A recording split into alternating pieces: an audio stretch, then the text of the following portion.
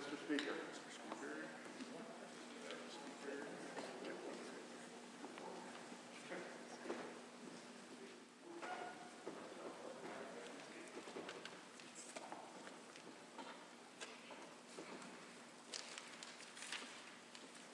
Honourable members, the prayer.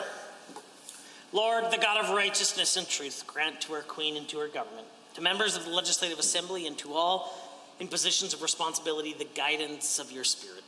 May they never lead the province wrongly through love of power, desire to please, or unworthy ideas, but laying aside all private interest and prejudice, keep in mind their responsibility to seek to improve the condition of all. Amen.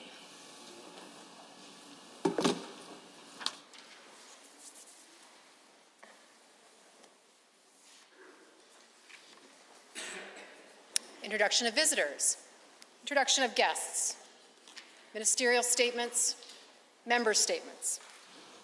The honourable member for Lac St. Anne Parkland has a statement. Thank you, Mr. Speaker. Albertans know all too well that there are many opponents to our oil and gas sector and our province's economic recovery. For more than a decade, some hypocritical American billionaires, a number of Hollywood celebrities, US-based foundations, and foreign-funded environmental groups, along with most other extreme activists, have sought out to landlock oil sands, harm our economic well-being of our country, province, communities, and Alberta families. Now, Mr. Speaker, in the midst of the pandemic, the worst economic downturn since the 30s, these people, with no regard for the hundreds of thousands of Canadians who work in this industry to put food on the table, they are intent on delivering a knockdown blow to our economic future. While the last government may have been content to let the lies and defamation against our industry go unanswered, this government will not. Mr. Speaker, just this week we saw a familiar face from Hollywood launch another attack. Good old Jane Fonda showed up. She went to the state of Minnesota, presumably flying on a jet, that would have been powered by petroleum products, to try to obstruct completion of Enbridge Line 3. Spread misinformation about our responsibly produced Canadian oil. This, of course, is on the heels of the much talked about animated film Bigfoot Family. Now let's be clear. This film was an attempt to target children to indoctrinate them to believe that oil and gas is evil. The members opposite may think that this is a joke, but then again, the members opposite think it's a good idea to bring an Extinction Rebellion into the classrooms to indoctrinate our kids too. Shame. Mr. Speaker, our industry is the best in the world, and the truth does matter. And while some may be content in acting as apologists for the opponents of that truth, on this side of the aisle, Mr. Speaker, we will stand up and we will defend our energy sector. The honourable member for Edmonton Millwoods, the official opposition House Leader. Across Alberta, workers in the private sector are increasingly realizing that this government, this premier, and this Labour minister never have their backs. Whether it's keeping workplaces safe from COVID, ensuring workers are protected from unfair lockouts, or trying to save high-quality jobs and protect them from contracting out. Whatever the case, Alberta's private sector workers have unfortunately learned that this Labour minister will always stick to his hands-off-the-wheel approach to all labour issues, and working Albertans end up paying the price every single time. Workers at Cargill, Harmony Beef, JBS, and Olymel meatpacking plants learned the very hard way that when it comes to taking preventative safety steps, this minister will always put employers' profits ahead of workers' safety. This government's consistent unwillingness to step in and enforce stronger safety measures as COVID ran wild through plant after plant after plant, and from there into the surrounding communities, has illustrated the UCP's purely ideological and completely failed approach to governing. Here in Edmonton, we see another example of this Labour minister's unwillingness to intervene playing out as the unionized workers at Sesco Fabrication and Engineering have been locked out by their employer for going on 9 months now. 9 months. The workers on that picket line will tell anyone that visits them that this dispute is about an employer trying to remove their pensions. No wonder this government won't intervene. They've been known to steal a pension or two themselves. Birds of a feather. Too bad that in this case we're talking about vultures. And now we see the Labour ministers in action again on full display as workers at the Coca-Cola plant in Calgary are forced to take job action to protect their fellow workers as the employer attempts to needlessly contract out delivery services. To the brothers and sisters in Teamsters 987, know that those of us on the NDP side of this House support your efforts to protect high-quality jobs for Albertans. Unfortunately, this government and minister will not lift a finger to help you resolve this impasse. They say they care about jobs for Albertans, but they do not show it through their actions. Thank you, Mr. Speaker. The honourable member for Cardston-Siksika. Thank you, Mr. Speaker. It's the responsibility and duty of MLAs to represent our constituents in this chamber. Even if our constituents have different opinions on how the government should operate, it's our job to listen and to voice their concerns. I know most MLAs in this assembly understand this and take this part of the job very seriously. But when MLAs do not do their job correctly, the constituents should not be left unheard. This was seen in the previous government when Sandra Jansen crossed the floor and betrayed her Conservative constituency. And how was she rewarded? By being put into cabinet. This is why our government campaigned on a platform to introduce recall legislation. I know many Albertans have been asking if we continue to hold this campaign promise. Well, Mr. Speaker, I am glad to say that this is a promise made and a promise kept. As chair of the Select Special Democratic Accountability Committee, I'm glad to see the recommendations that we have made put into legislation. The committee's goal were to review questions surrounding recall and citizens' initiatives, and to review the Elections Act and Elections Finances and Contributions Disclosure Act. The committee met from July to December of last year, and throughout the committee process, we heard from stakeholders that shared their recommendations and answered our questions. Once the committee report was drafted, I was glad to see our province is now on the right track towards accountability for our representatives. I am honored to see that Alberta's government is adopting the 17 recommendations on recall, and we are moving the next step towards introducing that recall, which was done yesterday, or 2 days ago rather. Recall adds to our democratic process by allowing unhappy voters to be able to hold their representatives accountable, which is fundamental in democracy. Provinces such as British Columbia have this legislation and allow for more democracy for voters.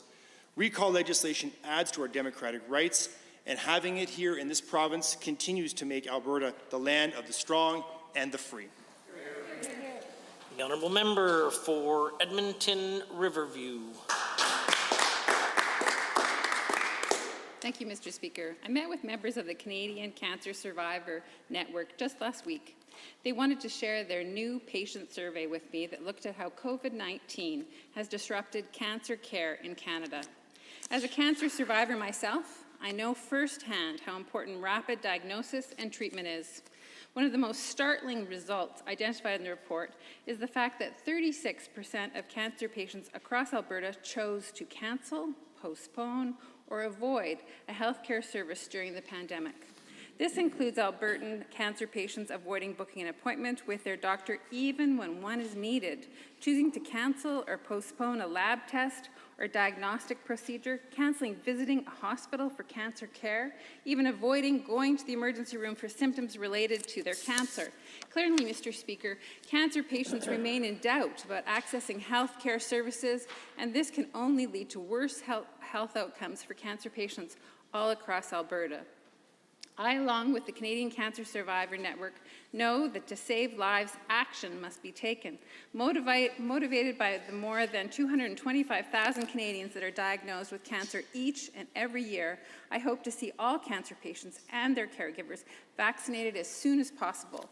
By prioritizing the vaccination of cancer patients and their caregivers, the anxiety and fear that is preventing patients from accessing care can be greatly reduced, ultimately leading to better health outcomes for patients. Mr. Speaker, cancer patients deserve safe and timely access to care, and by ensuring the vaccination of cancer patients and their caregivers, they can once again feel confident interacting with the healthcare system that they so rely on. What we all must understand is that cancer can't be cancelled. It can't be postponed. Mr. Speaker, cancer can't wait. The honourable member for Calgary-Curry has a statement. Thank you, Mr. Speaker. I want to talk about supporting our energy sector, especially given that we are a global leader in environmental, social, and governance standards, or ESG. Supporting our energy industry benefits us all, no matter who you are. Now me, I'm not sure if you know this, but I'm 41 years old. Of course, age is just a number.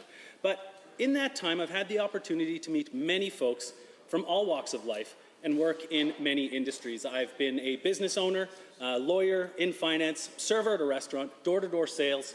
I was even a tree planter. All of these jobs have one thing in common. When the energy sector is being supported, jobs, opportunities, and support for everyone goes up. Recently, we've seen opposition to our energy sector. When projects like KXL or Energy East or Trans Mountain get cancelled, I can't help but wonder how this hurts jobs, opportunities for our youth, our general tax base, which of course pays for social programs and wages for the public sector like teachers, nurses, and doctors, and perhaps more importantly, families. Now, Mr. Speaker, I am also a father of two. Of course, one person's family dynamic isn't better than another, but having kids changed how I look at things. In Calgary, Currie alone, we've lost thousands of jobs in or derived from the energy sector. That means real families who are suffering, and just so you know, I have personally had to help several local charities deliver food in my community. That is how urgent and important this truly is. So if anything, this is a call for unity. It doesn't matter how old you are, if you work in the public or private sector, if you receive social program support, how you live, who you love, or what you or your family looks like. If you support what I am talking about here today, you support your community, your neighbors, your friends, and your family. Our ESG leading energy sector is a good news story for everyone. The honourable member for Edmonton Castle Downs. Mr. Speaker, no matter where you live in this province, there are community organizations that support you, your family, and your business. Community organizations, including community leagues and egg societies, keep us connected and provide gathering spaces. The buildings that these organizations run and maintain house play schools, Scouts and Girl Guide meetings, dance classes, exercise classes, fundraisers, skate shacks, meeting spaces, and so much more. The people that run these community organizations are often volunteers that provide opportunities for social gatherings, build playgrounds and skate parks for children, and keep the members of the community informed through newsletters, email, and now social media. They organize programs like soccer, summer camps, outdoor rinks in the winter, and partner with other sports organizations to house and provide recreational opportunities from baseball to skateboard lessons to yoga classes and walking clubs. Through events, they support local business by partnering with grocery stores, caterers, and entrepreneurs, and by hiring local contractors and business owners for upkeep, maintenance, and infrastructure. They provide financial supports for students and families in need. In short, they are literally the heart of our communities.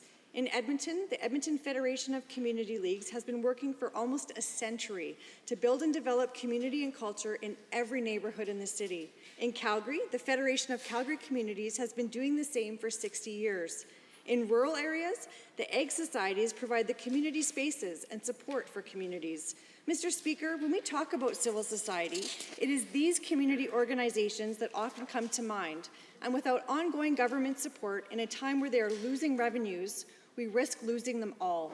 I ask all members of this House to join me in a commitment to ensuring these vital organizations are appreciated and supported by this government. Thank you.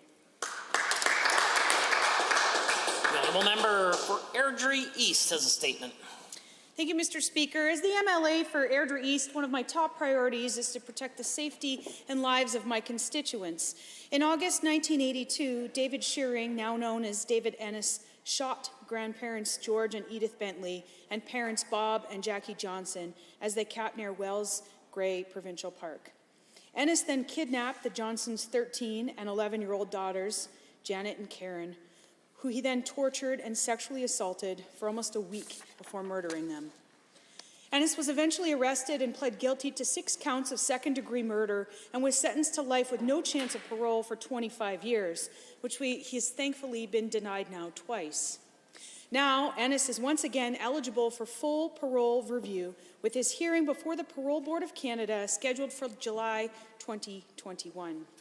Ennis has stated that he would like to move and live around the community of Bowden, a mere 40-minute drive from Airdrie, could be in Airdrie, and thus would be permitted under his conditions of full parole. Crystal Wolfe, a family member of the Johnson family, has started a petition asking the Parole Board of Canada to deny this cold-hearted murderer parole.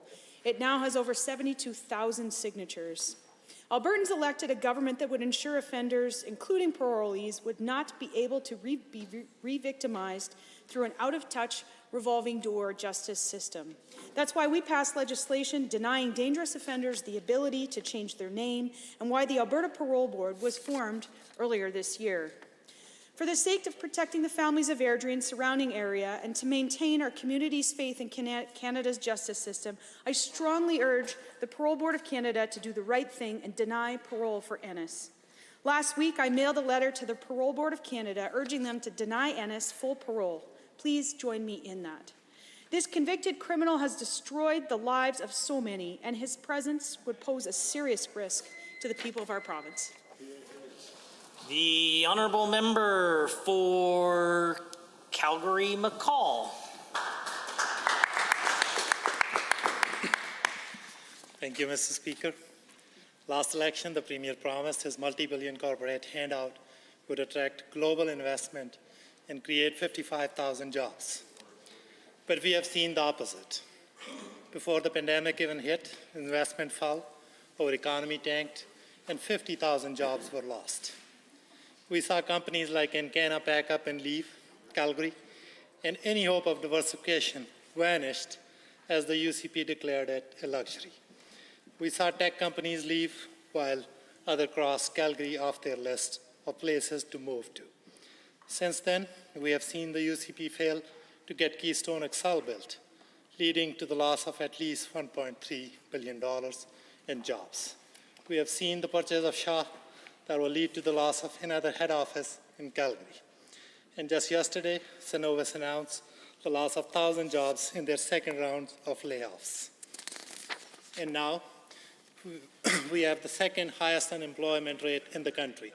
Also, the big banks are forecasting Alberta will have the slowest recovery out of all provinces. Calgary now has a record high office vacancy rate that is expected to surpass 30%.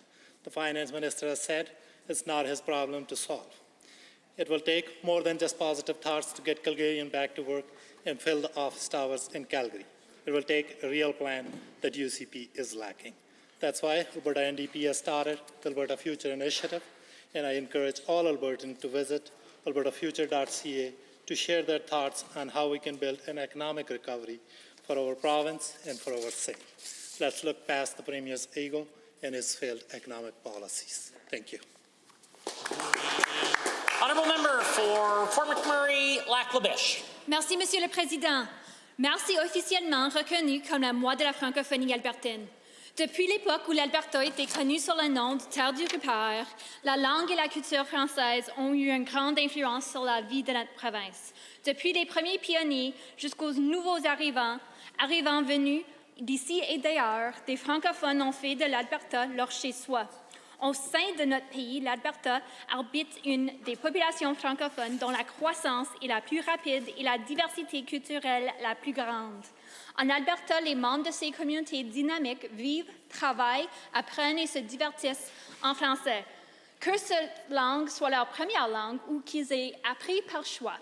Dans toute la province, la vitalité de la francophonie se manifeste par la présence d'un vaste réseau d'organismes francophones. De plus, 4 conseils scolaires francophones régionaux gèrent 42 écoles et instruisent 8 800 élèves. Le français est également la langue de choix de nombreux étudiants de notre province. Savez-vous qu'environ 47 000 étudiants suivent un programme d'immersion française et que 188 000 autres apprennent le français comme langue seconde? Voilà une autre indication que les Albertaines et les Albertains ont bien compris toutes les possibilités qui s'offrent aux personnes bilingues. La francophonie albertaine est florissante et sa population connaît la croissance la plus rapide au Canada. Ce mois nous donne l'occasion de reconnaître des contributions importantes apportées par des Albertains et les Albertaines d'expression française dans la province et les contributions qu'ils continuent à apporter en tant que partie intégrante de l'identité culturelle en Alberta. Monsieur le Président, je remercie les membres de cette Assemblée de leur soutien continu et ce mois-ci, j'encourage toute la population à explorer la grande influence de la langue et la culture française. Go ahead with him. Any reports by standing and special committees? The honourable member for Cardston-Siksika. Thank you, Mr. Speaker. As Deputy Chair of the Standing Committee on Private Bills, Private Members' Public Bills, I am pleased to table the committee's final report on Bill 212, Official Sport of Alberta, sponsored by the Honourable Member from Calgary North. This bill was referred to the committee on December 8, 2020. Mr. Speaker, the report recommends that Bill 212 proceed. I request concurrence in the Assembly in the final report of Bill 212. Thank you.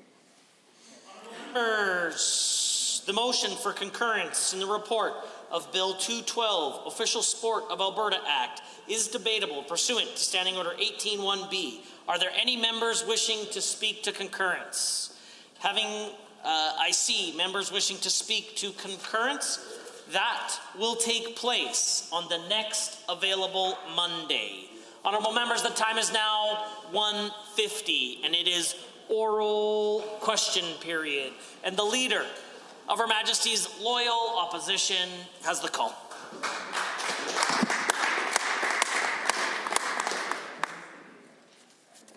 Thank you, Mr. Speaker. 1,000. That's how many people lost their jobs yesterday because of the Cenovus-Husky merger. They were instructed to be at their desks as the layoffs were conducted over Zoom for the second time in 6 weeks. Mr. Speaker, this is no doubt a difficult time for them and their families, as it is for the many more Albertans who are struggling as our economy faces unprecedented uncertainty. We need action on jobs now. So will the Premier agree to an emergency debate about the government's job creation plans today? And if not, why not? Well, the Premier. Well, first of all, Mr. Speaker, let me wish all members a happy St. Patrick's Day. I share the concern of the Honourable Leader of the Opposition with respect to those people who have been affected by the layoffs and consolidation between Cenovus and Husky. The good news, which the NDP doesn't want to talk about, Mr. Speaker, is that we've seen the creation of 266,000 jobs in Alberta since the pandemic began. We are ahead of other provinces in replacing the pandemic job loss. 37,000 new jobs created in the last 2 months. Alberta leading the country in job creation. And more and more banks and think tanks projecting that we will lead the country in economic and job growth in the year ahead. Leader of the Opposition. Well, Mr. Speaker, I don't know where the Premier is getting that information, because you know what else the BMO says? It says that when it comes to job creation next year, we will not be leading the country. We won't even be number 2, Mr. Speaker. We will be 6th behind Ontario, Quebec, Nova Scotia, Newfoundland, and BC. And when it comes to GDP growth, Mr. Speaker, our BC projects Alberta will make up the least ground of all provinces when it comes to restoring our pre-pandemic GDP. The Premier needs to roll up his mission accomplished banner and then roll up his sleeves and get to work. Hear, hear. Why won't he? Hear, hear. Honourable the Premier.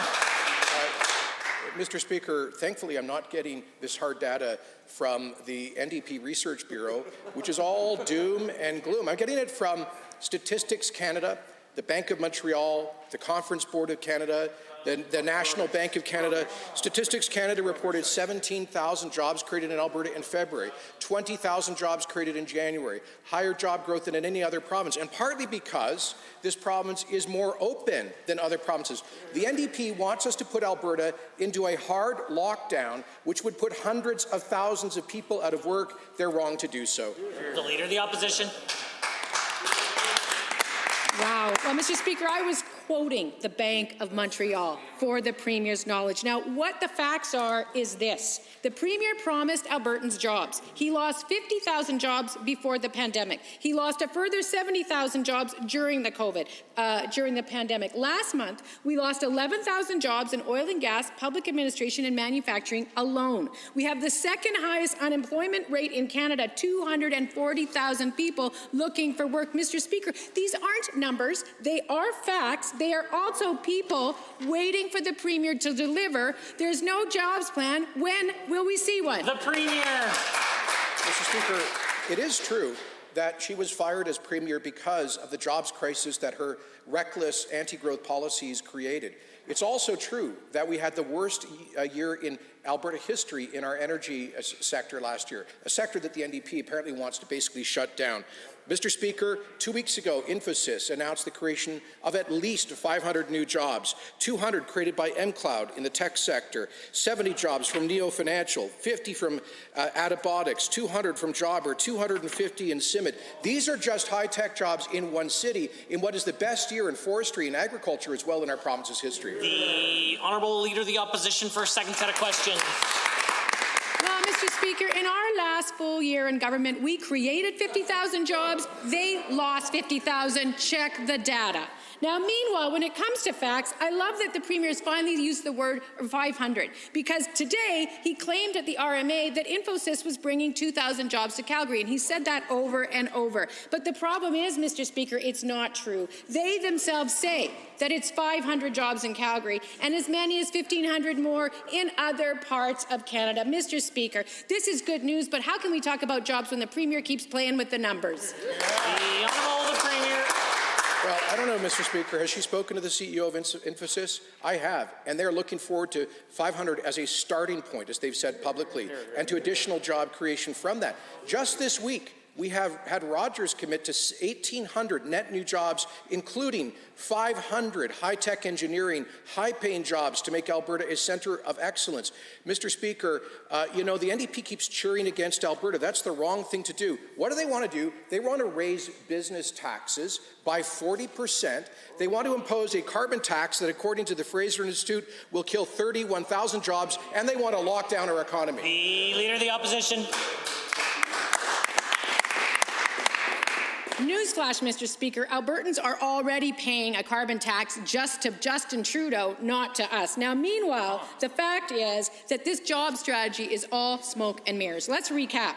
He has a Jobs Maybe program that hasn't launched and will likely lose federal funding in a few days. He has $500 million in walking around money that might go to jobs, but then again, might not. And a lightweight capital plan, which somehow includes Keystone XL, a project that people have stopped working on. Premier, do you really expect Albertans to accept this hapless collection as a real jobs plan? The Premier. Mr. Speaker, I have to correct myself. I said a moment ago that the NDP wants to raise business taxes by 40%. I apologize. It's actually that they want to raise those taxes by 50%. That's their job creation strategy. And while we're in court, at the Supreme Court, defending Alberta taxpayers from Justin Trudeau's carbon tax, the NDP is cheering on the federal Liberals who want to raise it from $40 to $170 a ton, which would cost 31,000 jobs, while they attack us every day because we haven't locked down the Alberta economy. We won't listen to their job-killing advice, Mr. Speaker. The Leader of the Opposition. Well, Mr. Speaker, when it comes to job killing, these guys don't need advice from anybody. The fact is, a year ago, the No Plan Premier struck a panel for expert advice on theoretically accelerating diversification. Apparently, the only thing, however, that panel managed to accelerate was their own corporate handout, and then they ran for the hills. Now, last week, when I asked the Premier for details on his alleged $500 million economic recovery plan, he sought permission for, quote, a margin of flexibility. Put another way, to be able to make it up as he goes along. Premier, you got advice over a year ago. Why are there no details for the Honourable the Premier? Mr. Speaker, while the NDP is intent on running down Alberta and spreading fear and pessimism, that the experts are saying that we are leading the country in job and economic growth. Just 2 days ago, the National Bank, a Quebec bank, said that they expect job creation to grow by 4.6% in Alberta as compared to 4% nationally. Why aren't they cheering that good news, Mr. Speaker? Why aren't they cheering the hundreds of new tech jobs being created? Why aren't they cheering the 10,000 new businesses that incorporated last year, a record? Why aren't they cheering the fastest population growth in the country in 2020, Mr. Speaker? Why don't they?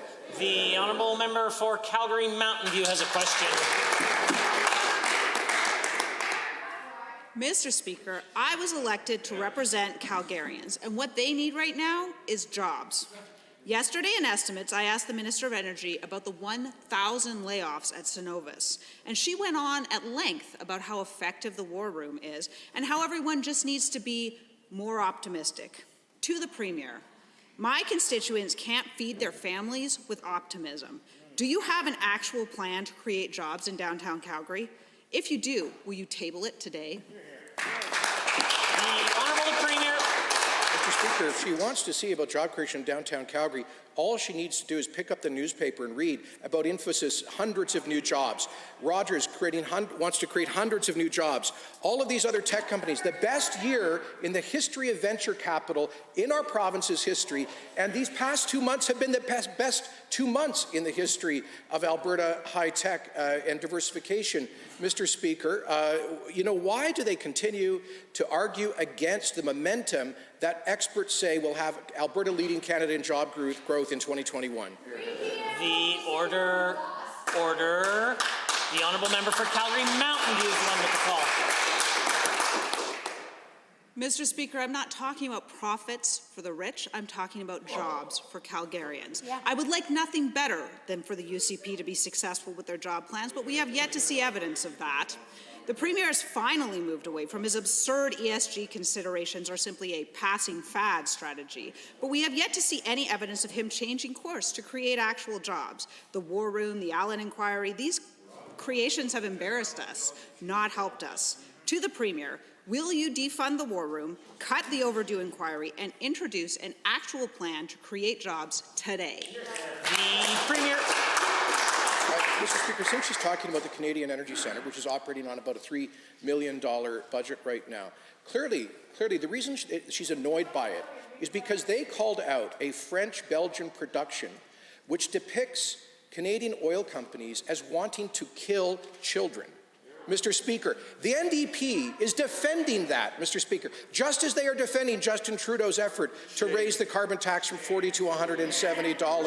Mr. Speaker, shame on them for constantly attacking the vital economic interests of this province. A point of order is noted at 2:01. The honourable member.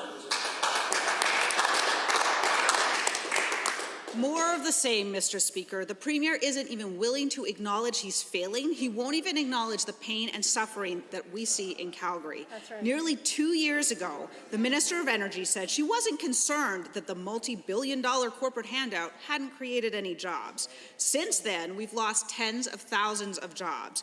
Premier, you ran the election on refilling those towers in downtown Calgary. When are we going to see a serious plan to do that? Or are you just making it up as you go along? The honourable Premier. Well, Mr. Speaker, Calgarians who are going through a tough time will not be comforted to hear that from a bunch of Edmonton socialists who want to shut down the oil and gas sector, who cheered on the cancellation of Northern Gateway, of Energy East, of Keystone XL. How about the NDP stand up here and join with us in calling on the Biden administration to approve the Keystone XL pipeline and to back our efforts to reclaim that investment after it was cancelled? Mr. Speaker, why don't they start standing up for Alberta instead of standing against our largest industry? The honourable member for Calgary Buffalo. At a time, Mr. Speaker, when this government claims to be squarely focused on creating jobs, Calgarians saw 1,000 pink slips handed out yesterday. Calgary needs this government's support, but we saw the answer in Budget 2021. MSI, the critical funding stream to build capital, was cut by 36% according to AUMA's 10-year average for that program. That's a lot more pink slips for hardworking families starting in April. To the Premier, Calgary needs your support. When will you start helping our largest city instead of punishing them at every turn? The Premier. Mr. Speaker, this government has made the largest infrastructure investments in the province's history, a critical part of Alberta's recovery plan. Last year, $10 billion of investments, $21 billion over the next 3 years. And over the next 3 years, municipalities will be getting more capital transfers from Alberta's government than they otherwise would have. The difference is this, Mr. Speaker. We're actually spending the money when it's most critically needed. As we recover from the COVID recession, we are investing in counter-cyclical job creation right now when it's needed most. Well, member for Calgary Buffalo. It's not accurate around MSI, but I'm an Edmonton socialist, perhaps, and I don't know what I'm talking about. Mr. Speaker, this government can't stop nickel and diming Calgarians when they need provincial support more than ever. Nearly every decision this government results in rising property taxes for Calgary ratepayers. And his government won't even pay its fair share for property taxes anymore, as Calgary's downtown is in crisis mode following the loss of yet another head office. To the Premier, why won't you reverse your unfair, arbitrary, inexcusable decision to stop nickel and diming? The Honourable the Premier. Again, Mr. Speaker, Alberta's recovery plan makes unprecedented investments in capital building, in infrastructure, in diversification. But here is the difference. The NDP wants to shut down this province's largest industry. They can hardly help themselves. And what's their job creation plan? To raise taxes on job creators by 50%.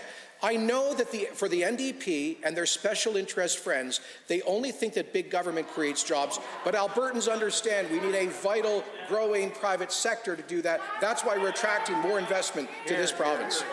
Order. The Honourable Member for Calgary-Buffalo. Alberta's largest city is struggling, but this government seems destined to keep punishing Calgarians. This government cut by $10 million Calgary Police Service while increasing charges for forensic testing by $2 million. This decision results in higher property taxes for Calgary homeowners, as this government presides over historic job losses in the city, including 1,000 jobs just yesterday. To the Premier, how much more pain are you going to plan to inflict on the good people of Calgary? The Honourable the Premier. Well, Mr. Speaker, they may be slightly less pained than when that member was on City Council, because I'm reliably informed by his former colleague, the Minister of Transportation, that the member from Calgary-Buffalo voted for every single proposed tax increase he ever saw on City Council and voted against every proposed tax cut. Mr. Speaker, he's Calgary's tax hiker-in-chief.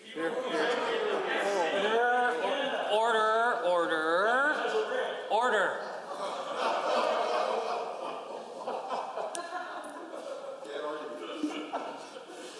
The Honourable Member for Calgary-Curry.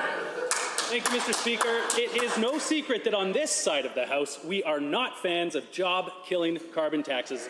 We were against them when they were imposed on Alberta families by the previous NDP government, and we are against the one imposed on us, possibly unconstitutionally, by the federal Liberals. To the Premier, how does the current carbon tax imposed by Trudeau negatively impact Alberta businesses, families, and our economic future? The Honourable the Premier. I thank the member from Calgary Varsity for the thoughtful question. It allows me to point out that this carbon tax, Mr. Speaker, it's not reducing emissions, it just kills jobs, and it makes life more expensive for ordinary people to drive to work, fill up their gas tank, or heat their homes. But what is even more worrisome is the Trudeau plan to raise it, to more than triple it, to $140 a tonne. And according to a recent economic study issued yesterday, this will cost the Alberta economy 31,000 jobs. So my question is, why does the NDP support the job-killing Trudeau carbon tax? The Honourable Member for Calgary-Curry. Thank you, Mr. Speaker. And in following to that, given that last year we found out that the federal Liberal plan was to dramatically hike the carbon tax by 467%, or up to $170 per tonne, and given that just this week a new study from the Fraser Institute has suggested that this will cost Alberta tens of thousands of jobs. To the Premier, can you explain what the economic impacts of this increase to the job-killing carbon tax will mean to everyday Albertans? The Honourable the Premier. According to this study, Mr. Speaker, it will cost everyday Albertans $1,800 a year as a result of that $170 NDP Liberal carbon tax. It will also reduce our national economy by 2.1% and our provincial economy by 2.5%. Mr. Speaker, Alberta's appeal court said that the Trudeau carbon tax was, quote, a constitutional Trojan horse. Why then does Alberta's NDP defend it? Why are they opposed to us standing up for Alberta taxpayers and suing the Trudeau government over their carbon tax.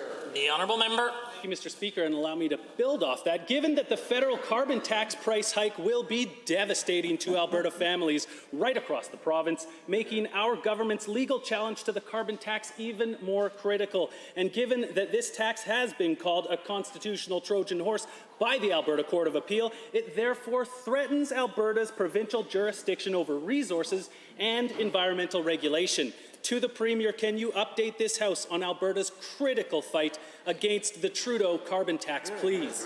The Honourable the Premier. Mr. Speaker, we won that constitutional challenge on a 4-to-1 vote out of the Alberta Appeal Court, an historic decision which I'll reiterate called the federal carbon tax a constitutional Trojan horse. And I am proud that we built a multi-province coalition to be there fighting with Quebec and Ontario, New Brunswick, Saskatchewan and Manitoba against that federal carbon tax. My question is this: why do we have several provinces that have Alberta's back, but the Alberta NDP has Justin Trudeau's back? They're just wrong. Why don't they come out against the Trudeau carbon tax and support ordinary, hardworking Albertans? The order. The honourable member for Edmonton Riverview.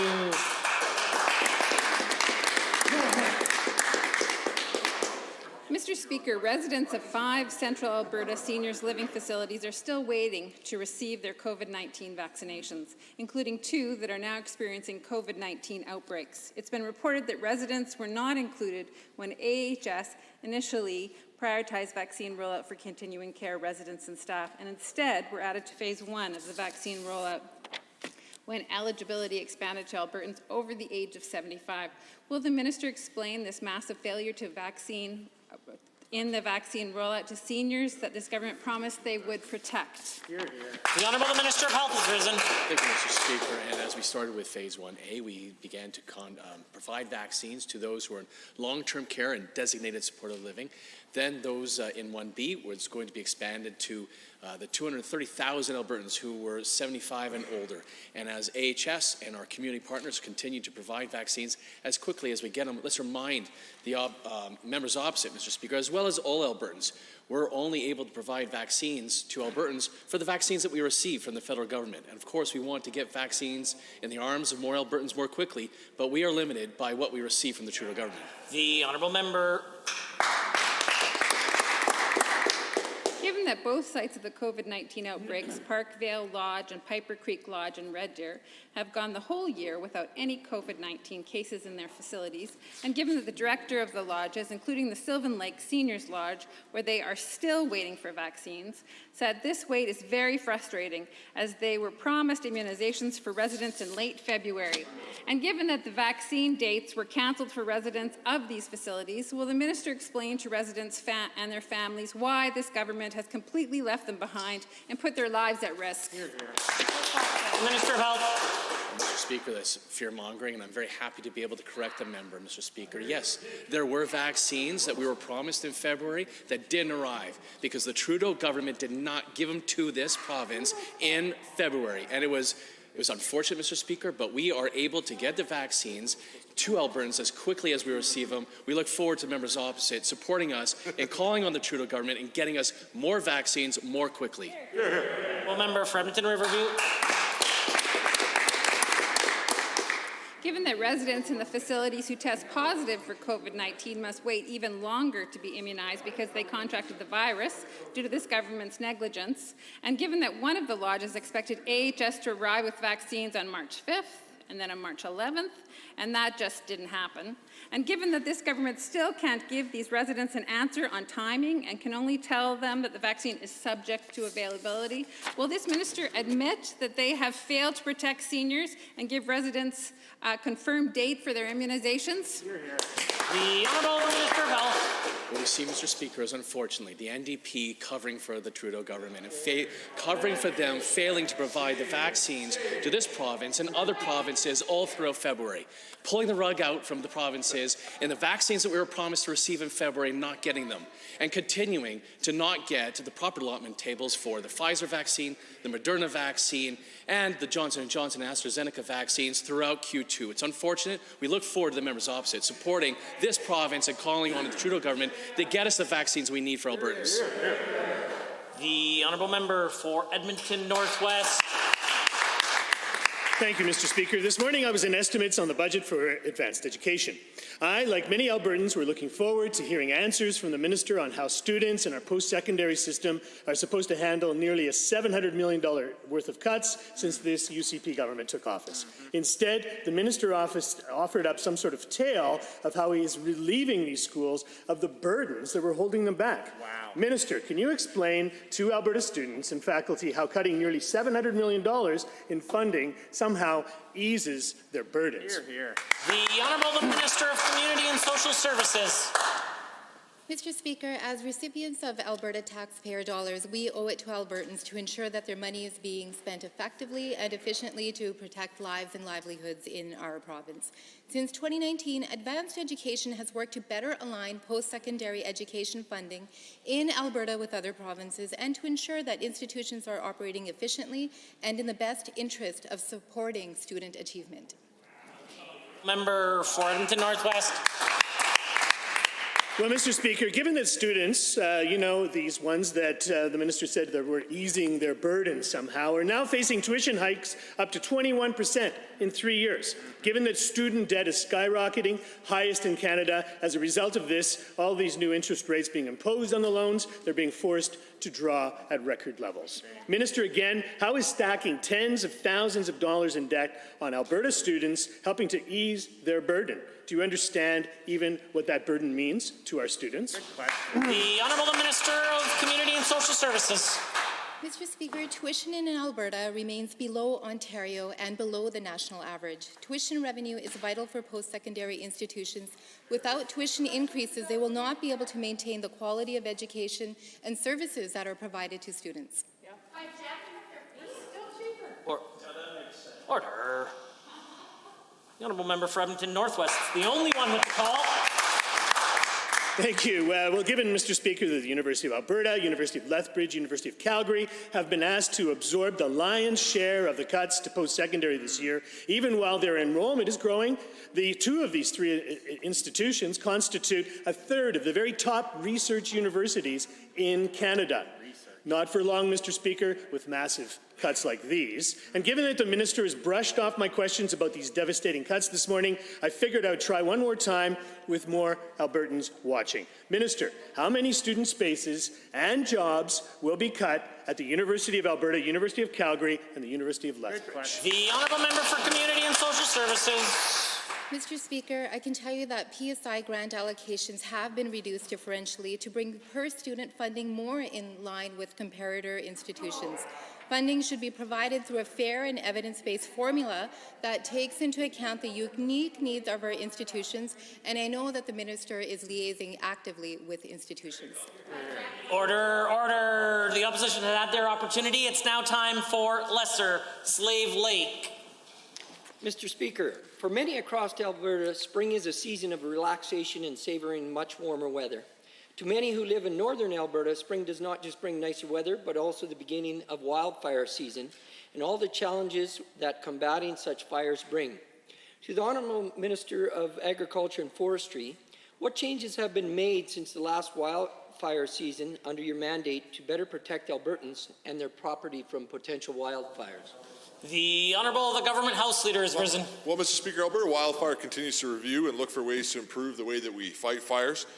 This year, Albertans will see some new tech being used to be able to help keep our communities safe when it comes to wildfires, including drones, a new wildfire app, scanners, automated weather stations. And Mr. Speaker, let me assure you, Alberta Wildfire is ready like they are every year to be able to defend our communities from wildfires.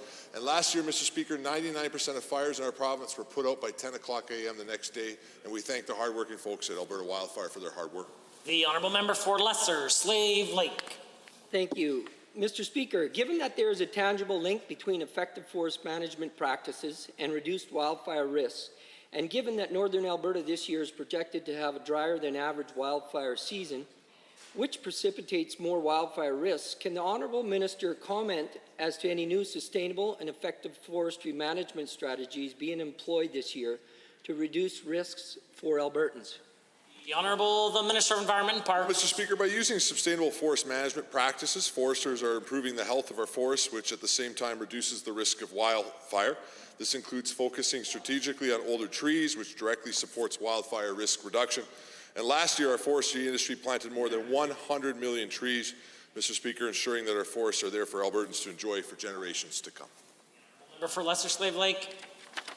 Mr. Speaker, given that cooperative work with residents and local authorities from the region at risk from the wildfires often provides excellent insights and directions for innovations that can be used to combat and prevent future forest fires, can the Honourable Minister comment as to any new priorities or areas of focus that have been identified in consulting Albertans ahead of the upcoming wildfire season? Minister. After the 2019 fire season, a review was commissioned to study how we can better fight wildfire. And one thing that we heard was that there was a need for better communication. And our government took that seriously and has been looking at ways in which we can better communicate with Albertans when it comes to wildfires. And just one example of that is the new Alberta Wildfire app that I mentioned earlier and the updated Alberta Wildfire statutes, or state map, I should say, Mr. Speaker. And these will allow Albertans to find out more information about fires near them and wildfire permits, fire bans, and other fire danger ratings across the province. The Honourable Member for Edmonton West Henday. In estimates yesterday, the first questions I asked the Minister of Service Alberta were about freedom of information and protection of privacy, otherwise known as FOIP. I asked very specific questions why the UCP is no longer setting targets or reporting on metrics related to it in their business plan. The Minister took over an hour to even begin to answer my questions and still did not answer the heart of the matter. To the Minister, are you giving up on FOIP targets? Has the UCP government completely given up on any transparency? If not, will you table those targets for us here today? The Honourable Minister of Municipal Affairs. Thank you, Mr. Speaker. Anybody that knows the Minister of Service Alberta knows that he doesn't give up. I'm not sure he knows how to say that word out loud. Mr. Speaker, he's working very hard. He's working hard to keep our government transparent, and he's working hard to keep our government working more efficiently, more effectively across all ministries with tremendous investments in IT and many other improvements right across the board. Honourable Member for Edmonton West Henday. Mr. Speaker, given that a FOIP request sent by the CBC about Aloha Gate only returned 7 records, and given that no Albertans actually believe that there were only 7 complaints over a UCP cabinet minister, several MLAs, and the Premier's chief of staff traveling abroad, to the Minister, no public tracking of these requests, and some seriously questionable responses going back to journalists, are you really going to claim your government is releasing all records Albertans are entitled to? Is the public actually supposed to believe that? Yeah. The Honourable Minister of Municipal Affairs. Yes, Mr. Speaker, we do expect people to believe that because the law says that we are required to release the records when we get a FOIP request, and that's exactly what we do. Member, order. The Honourable Member for Edmonton West Henday. Well, given that our own caucus received 0 records when we submitted a FOIP concerning correspondence on the school reentry plan during the COVID-19 pandemic, and given that while the government insisted there were no records, our MLAs had actually been CC'd on many of the emails sent to the offices of the Premier and the Minister of Education. Minister, what do you say to Albertans that are worried that your government is hiding these documents? The Honourable the Minister of Municipal Affairs. You know what, Mr. Speaker, there's a FOIP process. There's people in charge of it. They do a very good job. If the honourable member wants to talk about documents that they claim to have, they should do that. I haven't heard them do that today, but I can assure you the FOIP system is working as it's intended to do and as it's required by law to do. The Honourable Member for Edmonton Glenora has a question.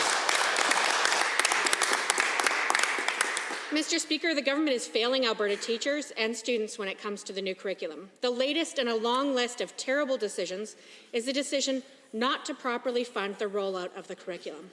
We all know that professional development, textbooks, teaching resources, they all cost money. Minister, why didn't you actually budget any new money to help teachers and students with this new curriculum? The Honourable the Minister of Education. Thank you, Mr. Speaker.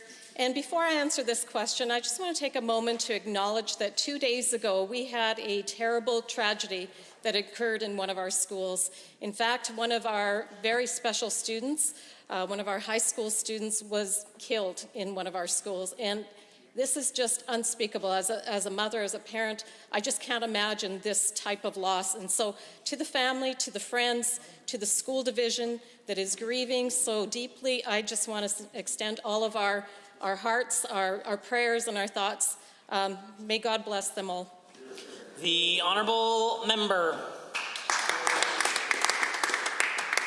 I too share my sympathies, Mr. Speaker. Given that there will be 20,000 more students enrolled in school next year, and given that this government has already cut more than 2,000 educational assistants and teachers from pre-pandemic letters, it's in the minister's own budget, how out of touch is this minister from reality if she seriously believes that teachers can teach new curriculum without support, have more students in their classroom, and respond to the deficits that have been inflicted on students during the COVID pandemic all at the same time? The Honourable Minister of Education. Thank you, Mr. Speaker, and to the honourable member, I know that I spent 6 hours in estimates answering this question, and I'm happy to answer it again for them. But we've been extremely clear. We intend to make this rollout of the new curriculum very successful with the proper professional development, with the proper resources. I've indicated it is not coming out of the classroom. It is actually coming out of my budget. It has been allocated in my budget, and I look forward to more information when I'm able to roll out the curriculum. The honourable member for Edmonton Glenora. Given that the minister's own budget shows in black and white that the line item where curriculum is supposed to be funded from is cut from this year's spending, and given that approximately this time last year the government laid off more than 20,000 education staff when the minister promised that she wouldn't. Minister, how can you pretend to respect teachers when you were overloading them? It's clear that you cared more about betting on Donald Trump's election victory than putting children first in your budget. Why won't you start today by telling us what the budget actually says instead of your talking points, which don't reflect reality? The Honourable Minister. Thank you, Mr. Speaker. What doesn't reflect reality is what the member opposite just stated, because in estimates I was able to show very clearly from budget to budget that there was an increase in my department's spending. Then again, the member opposite doesn't want to actually listen to the fact that, in fact, we will have resources available to fund the curriculum, both professional development, both actual financial resources as well. So the member opposite needs to listen when we give the answer. Order, order. The member had the opportunity to ask the question. Now it's member for Fort McMurray Wood Buffalo's turn. Thank you, Mr. Speaker. For a community that's about 80,000 strong and contributes billions to Alberta's economy, Fort McMurray Wood Buffalo just doesn't appear to get the fair share of support from AHS. Fort McMurray has an exciting 36 births per 1,000 female residents, which is 30% more than the provincial average. Unfortunately, the community profiles inform us that my community has substantially less availability of not just pediatricians and obstetricians, but just ordinary family physicians when compared to the average Albertan community. Does this government understand the importance of Fort McMurray Wood Buffalo and the challenges its constituents have in regards to accessing health? The Honourable Minister of Health. Well, thank you, Mr. Speaker, and we are absolutely committed to ensuring that all Albertans, including those in Fort McMurray, have access to strong, publicly funded health services. There is a fully staffed group of 5 obstetricians in the community, and planning is underway to bring more registered midwives as well to the region. Monthly deliveries at Northern Lights last year ranged from a high of 102 in May to a low of 65 in December. And these numbers are down from the previous year, as we've seen in other jurisdictions, and they're lower than 3 years ago, but they are higher than the provincial average, as the member points out, and we're committed to making sure that the resources are there to meet the need. The Honourable Member for McMurray Wood Buffalo. Accessing health services in northern, rural, and remote communities is challenging.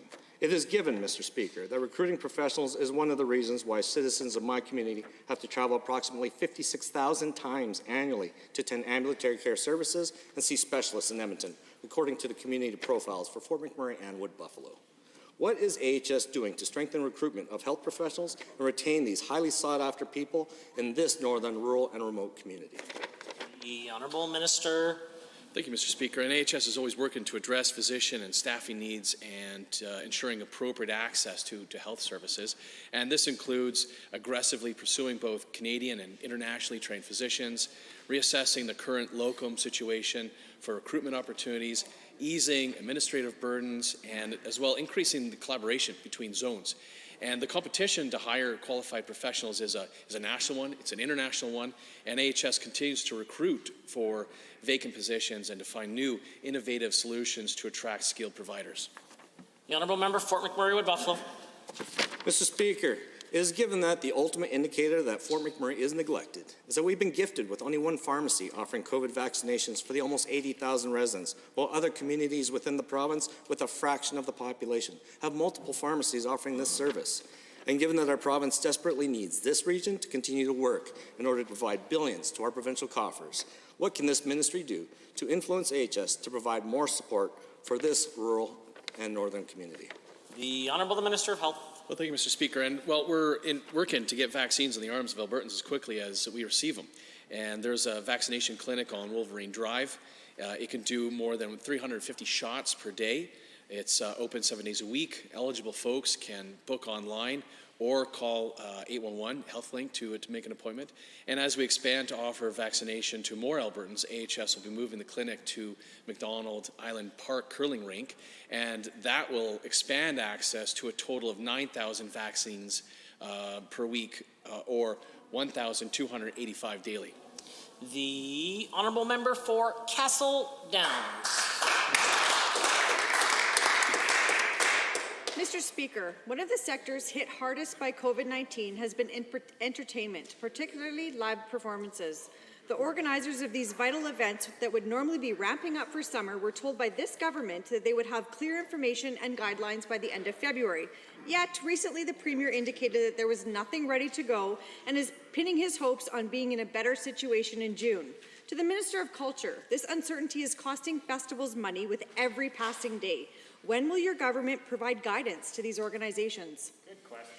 The Honourable Minister of Health. Well, thank you, Mr. Speaker. I'm happy to answer on behalf of my colleague, and that we, through her ministry, through her office, we have set up tables that are associated with the Emergency Operations Center, the folks in the Ministry of Health who are helping to work and reply to the pandemic and provide guidance to many different sectors, including the one that the member mentions. And so we have set up these tables to continue to engage, including with many arts groups, performing arts, and others who have been affected by these guidelines, so we can continue to give them the best information that we have in how they can take care of themselves and their patrons safely.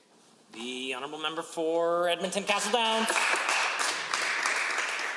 Given that the summer festival season was devastated last year, and many of these festivals were forced to make the decision to cancel on their own without guidance from this government, and given that they have had more than a year to start working on these guidelines, and this theme of waiting until the last minute seems to be the way this government works, to the same minister, why wasn't planning starting to engage with organizations last year? Why are you sitting on your hands while organizations suffer?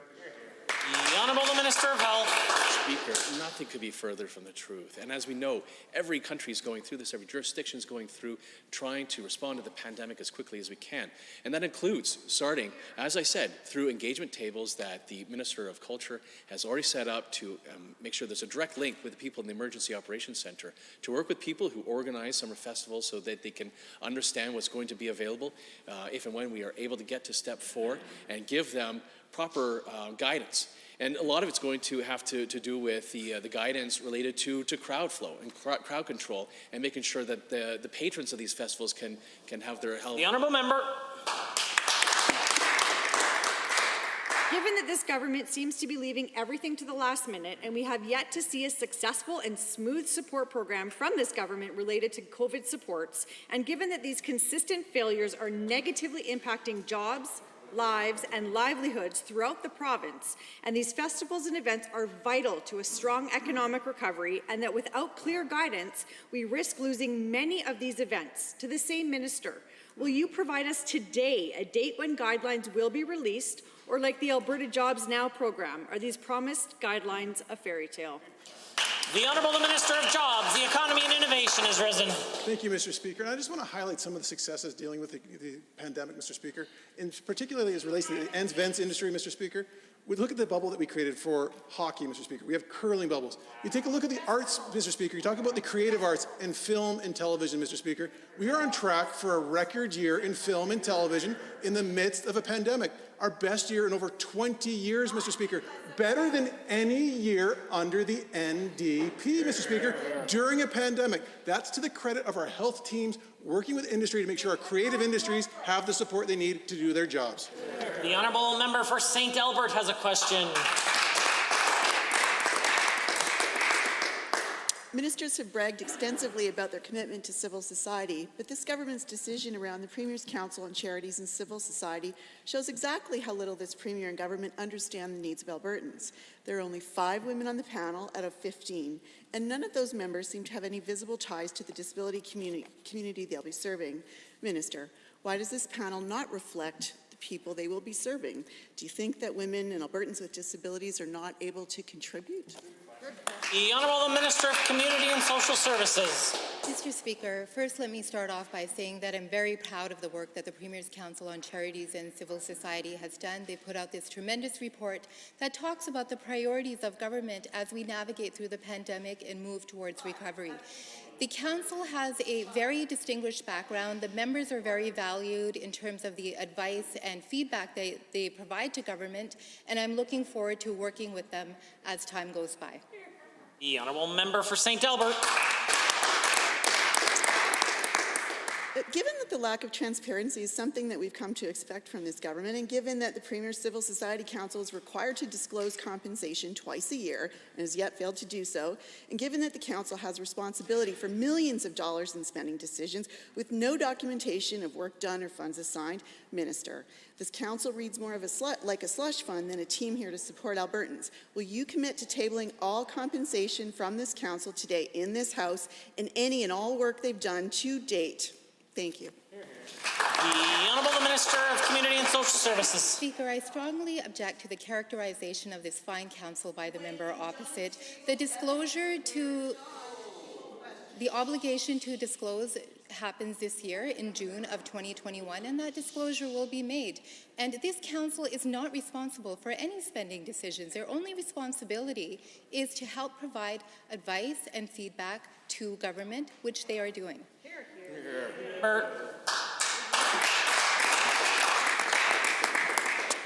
Given that I know of the valuable work done by faith leaders across this province, but given rather than seek to access the knowledge and wisdom of Alberta's faith leaders for the Premier's Civil Society Council, the Minister decided to appoint someone who lives in Ontario and who's a friend of the Premier's, apparently. Minister, do you believe that Alberta faith leaders are not up to the task of serving on the Premier's Council? Is that why you could only appoint an Ontario friend? The Honourable the Minister of Community and Social Services. First of all, Mr. Speaker, Father D'Souza is not just a faith leader. He has so much more to him. We shouldn't just pigeonhole him. He has a tremendous business background, and he knows a lot about the social services sector. There is precedent, and the previous government did this, to bring on people out of province to join councils or panels or committee, and there's certainly no provision in the mandate that all individuals on this council should be from Alberta. Again, I'm going to emphasize that the previous government did bring committee members outside of province as part of their panels. The Honourable Member for Peace. Order. Peace River. Thank you, Mr. Speaker. As we approach the end of March, there are a number of important religious holidays coming up for Albertans. Albertans will be celebrating Easter, Passover, Ramadan, Holi, Visakha. These holidays are extremely important for the respective faith communities. However, restrictions on places of worship will significantly impair the ability for Albertans to worship during our most important religious feasts, which lacerates our spiritual health in our communities. To the Minister of Health, does this government recognize that freedom of worship is a charter right because it is foundational to a free, democratic, and healthy society? The Honourable the Premier.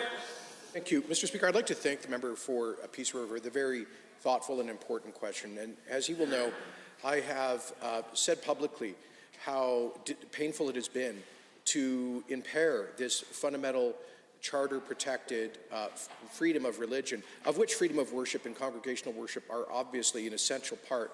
But, Mr. Speaker, we have called on faith communities to exercise great caution within public health measures because we did see a number of super spreader events that cost many lives last year, including, for example, at the Ethiopian Tawahedo Orthodox Church in Calgary and others. But we do look forward, hopefully, Mr. Speaker, to moving forward soon with Phase 3. The Honourable Member for Peace River. Thank you, Mr. Speaker, and to the Premier for his response. Given that this government prides itself on restrictions as a last and limited resort, given that much of Ontario now has restrictions up to 30% of fire code for places of worship, and given that until recently, this government recognized that constitutionally protected places of worship should not be more impaired than retail, and given that retail is now permitted to 25% in the province, to the Premier again, with Alberta now trailing jurisdictions like Ontario in free worship, will this government recognize that these restrictions on worship are not sufficiently limited and that it could safely raise capacity for worship to or above capacity? The Honourable the Premier. Thank you, Mr. Speaker. I would like to highlight that throughout the pandemic, Alberta has had the least stringent restrictions on congregational worship in the country precisely because we recognize that this is a fundamental constitutional right and that any impairment for public health reasons must be a limited impairment. It must be proportionate to the goal of protecting lives and avoiding the healthcare system from being overwhelmed. In British Columbia, I believe places of worship are still completely closed. They've until recently been limited to 30 people maximum. In Saskatchewan, Toronto, it's, I believe, the 15% capacity limit. And we will take on board the advice of the Chief Medical Officer and hopefully can increase those limits safely. The Honourable Member for Peace River. Thank you, Mr. Speaker, and through you to the Premier again. Given that the vast majority of Albertans of faith recognize the responsibility to follow the law of the land, and given that 15% of fire code capacity can be onerous on faith communities in this important liturgical season, will the Minister of Health or the Premier acknowledge that although Christians, Muslims, Sikhs, Jews, Hindus, and Albertans of other faiths are called to follow public health orders, it should not cause any confusion within government? We implore the faithful to follow the law, but the faithful pray that these restrictions are lifted as soon as safely possible. Will the Premier. I absolutely agree with the member that we hope that restrictions can be eased as soon as safely possible. Mr. Speaker, we know that these impairments of congregational worship have been a real sacrifice and a huge inconvenience for faith communities. There are 10,000 roughly faith communities in Alberta, Mr. Speaker. We think the overwhelming majority of them have sought carefully to follow those rules to keep their congregants and other fellow citizens safe. We are hearing the voices of the member and faith communities and hope that we can safely move forward to gradually relax some of those restrictions. The Honourable Member for Red Deer South. Mr. Speaker, last July, the member for Red Deer North and I were in Red Deer with our friends, the Mayor, our Premier, and the Minister of Mental Health and Addictions, and announced a recovery community for Central Alberta. This will greatly and profoundly bless individuals and families. It will provide opportunities to support Albertans choosing a better way, a path towards recovery and freedom from addictions. To the Minister, what is the status of the recovery community for Central Alberta? The Honourable the Minister of Health. Well, thank you, Mr. Speaker, and to the member for the question and his continued advocacy on this important issue. The recovery community announced for Red Deer is on track. We're working diligently to ensure that the project is moving forward and is moving forward smoothly. However, the pandemic has impacted these processes in ways that were unanticipated, and as a result of that, we do expect some delays, but we will continue to work forward on this important project. The Honourable Member. Thank you. Given Albertans have received the panel's review of supervised consumption sites, given the panel listening to local businesses and families, reported a fixation on drug consumption sites led to profound economic damage to local businesses and tearing of social fabric in our communities. To the Minister, how do recovery communities provide a positive course correction, supporting and respecting businesses and families in Alberta's wonderful communities? The Minister of Health. Thank you, Mr. Speaker. And recovery communities are a form of long-term residential addiction treatment that focuses on holistic recovery, addressing the whole person and overall lifestyle changes. And the programs encourage participants to become more pro-social and positively engaged citizens in their community, often gaining employment at local businesses as they advance. And these facilities are poised to do wonderful things for people who are struggling with addiction in the communities and the communities that they're in. The honourable member for Red Deer South. Given addiction is a challenge of human nature, success requiring beginning with the end in mind, supporting and loving our neighbors to become free from addictions. Given a fixation on drug consumption sites lacks vision and was a failure, with Alberta individuals, families, and our community suffering for it, to the Minister, when will Central Alberta get a recovery community to love and support our neighbors suffering from addictions? The order, the Honourable Minister of Health. Well, thank you, Mr. Speaker. And we have experienced, as I said, some delays, but we are very excited to be able to provide updates on the progress for the facility in the coming months. The recovery communities in Alberta are an important part of the continuum of care for addiction treatment, and we are confident that they will support many people in their journey to long-term recovery. Thank you. Honourable members, this concludes the time allotted for oral question period in 30 seconds or less. We will return to presenting petitions.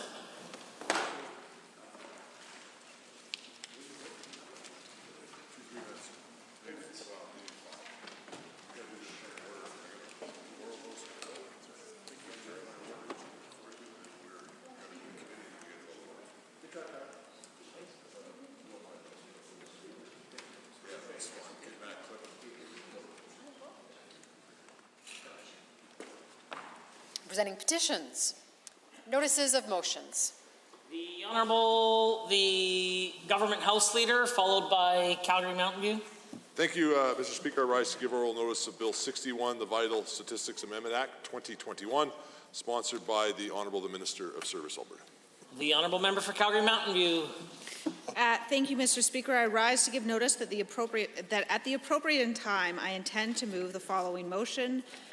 Be it resolved that the Legislative Assembly urge the government to address the current jobs emergency in Alberta as evidenced by the provinces lagging behind other Canadian jurisdictions in economic recovery, the province holding the second highest unemployment rate in the country, and the loss of 1,000 jobs in the last 24 hours. By A, committing to fully fund the Alberta Jobs Now program, including securing Alberta's $185 million share of the workforce development agreements from the federal government in a timely manner. B, tabling a detailed jobs strategy with cost estimates in the Legislative Assembly no later than May 15th, 2021. And C, committing to not exacerbating the job loss emergency by eliminating public sector jobs. Thank you. Thank you, Honourable Member. I'm certain that you have 95 copies prepared for the pages that they will distribute. Go ahead. Introduction of bills. Tabling returns and reports. Are there tablings? Peace River has a tabling. Mr. Speaker, I'd like to table today with the requisite number of copies 41 letters from pastors and faith community leaders in my constituency from all different corners asking to safely lift restrictions on places of worship before the important holy seasons of Easter and other faith communities in the province. Thank you. Are there other tablings? Seeing none. Tablings to the clerk. Honourable members, we are at points of order, and at 2:01, the Opposition House Leader raised a point of order. Thank you very much, Mr. Speaker. Under 23H, I, and J, at 2:01, in response to a question from the member for Calgary Mountain View, the Premier rose and began his statements by saying she is annoyed because. He then proceeded to go into a fairly offensive characterization that our opposition to a waste of money attack on a cartoon by a company at the Canadian Energy Centre that has clearly never heard of the Barbra Streisand effect, by disagreeing with that laughable advocacy that we are, in fact, supporting a children's show that depicts evil oil companies conspiring to murder people and murder children. I think it's entirely appropriate for us to have different opinions on how political advocacy can be taking place. Disagreeing with the strategy of the Canadian Energy Centre, I think, is a legitimate position. Having the Premier tell our member why she is annoyed is unparliamentary and, I believe, a point of order under 23 HI and J. House Leader. Well, thank you, Mr. Speaker. I do have a transcript, though I will obviously always refer to the Blues if you do already have them. But the transcript I have says, Mr. Speaker, and I quote, and I'm quoting the Honourable the Premier, I think she's talking about the Canadian Energy Centre. I think she was too, just for the record. Continuing with the quote, which is operating on about a $3 million budget right now. Clearly, the reason she's annoyed by it is because they called out a French-Belgian production which depicts Canadian oil companies as wanting to kill children. Mr. Speaker, the NDP is defending that. Mr. Speaker, just as they are defending Justin Trudeau's effort to raise the carbon tax from $40 to $170, something they also did in question period today, Mr. Speaker, shame on them for constantly attacking the vital economic interest of this province. Mr. Speaker, I think, and I would agree with the Premier's conclusion, that side of the aisle continues to try to defund the Canadian Energy Centre because their main goal is to not stand up for the energy industry and make sure that our energy industry goes down inside this province, Mr. Speaker, which is probably why I would assume that they continue to stand with organizations that are against oil and gas and continue to try to sterilize our landscapes and to shut down the energy industry. With that said, though, Mr. Speaker, this is clearly, and I will refer you to Beauchesne's 494, a matter of debate inside this chamber, Mr. Speaker, and you saw it again today. Let me just back up. Mr. Speaker, it is rich for the official opposition to keep calling point of orders on a very reasonable answer like that from the Premier, concerned that they feel that the words are hurting them, and then you go back to what they've said today to the Premier, told him that he was deliberately trying to take away people's jobs, that he did not like the workers that were inside this province, that he was attacking cities, the city of Calgary, that he wasn't standing up for downtown Alberta, attacking the Minister of Health today, saying that he was basically letting seniors die because they have not been able to get vaccinations from Justin Trudeau, Mr. Speaker. Now, while I disagree with their assertion on that, because this Premier, Mr. Speaker, is leading what appears to be the largest economic recovery inside the country, and this Health Minister, Mr. Speaker, is on track to get every Albertan a shot by June, Mr. Speaker, but at the end of the day, those are matters of debate. Is there anyone else that has a submission to provide new content? Seeing none, I am prepared to rule. I do have the benefit of the actual Blues, not a transcript, but the Blues. And the Blues read as follows. Mr. Speaker, since she's talking about the Canadian Energy Centre, which is operating on about a $3 million budget right now, clearly the reason she's annoyed is because they called out a French-Belgium production which depicts Canadian oil companies as wanting to kill children. The NDP are defending that, and then it goes on very similar to the government House Leader's account of what the Premier did or didn't say. I would suggest that this is, in fact, a matter of debate, but I do want to provide a caution. And over the last number of days inside the Assembly, we have seen both sides of the House, as the government House Leader pointed out, members of the opposition saying he or she is doing this or that, and also provide a caution to the government this afternoon, where it's very clear in this question that, at least in this instance, the Premier said she is talking about the Canadian Energy Centre. When we use he or she, the debate typically becomes more personal and feels much more like personal attacks. If we are continuing to follow the traditions of the Assembly and saying the member is, or the Leader of the official opposition, or in this case the Premier, or whatever their official title is, this will certainly add to the level of decorum. And in this particular case, with respect to what the Premier said, this is a matter of debate. I consider the matter dealt with and concluded. The Honourable Member for Calgary Mountain View, during the period of notice for motions, provided notice of motion of a standing order 42. I will remind her that at this opportunity, I'm sorry, does the table have the motion yet? Can you go ahead and grab it? It's okay.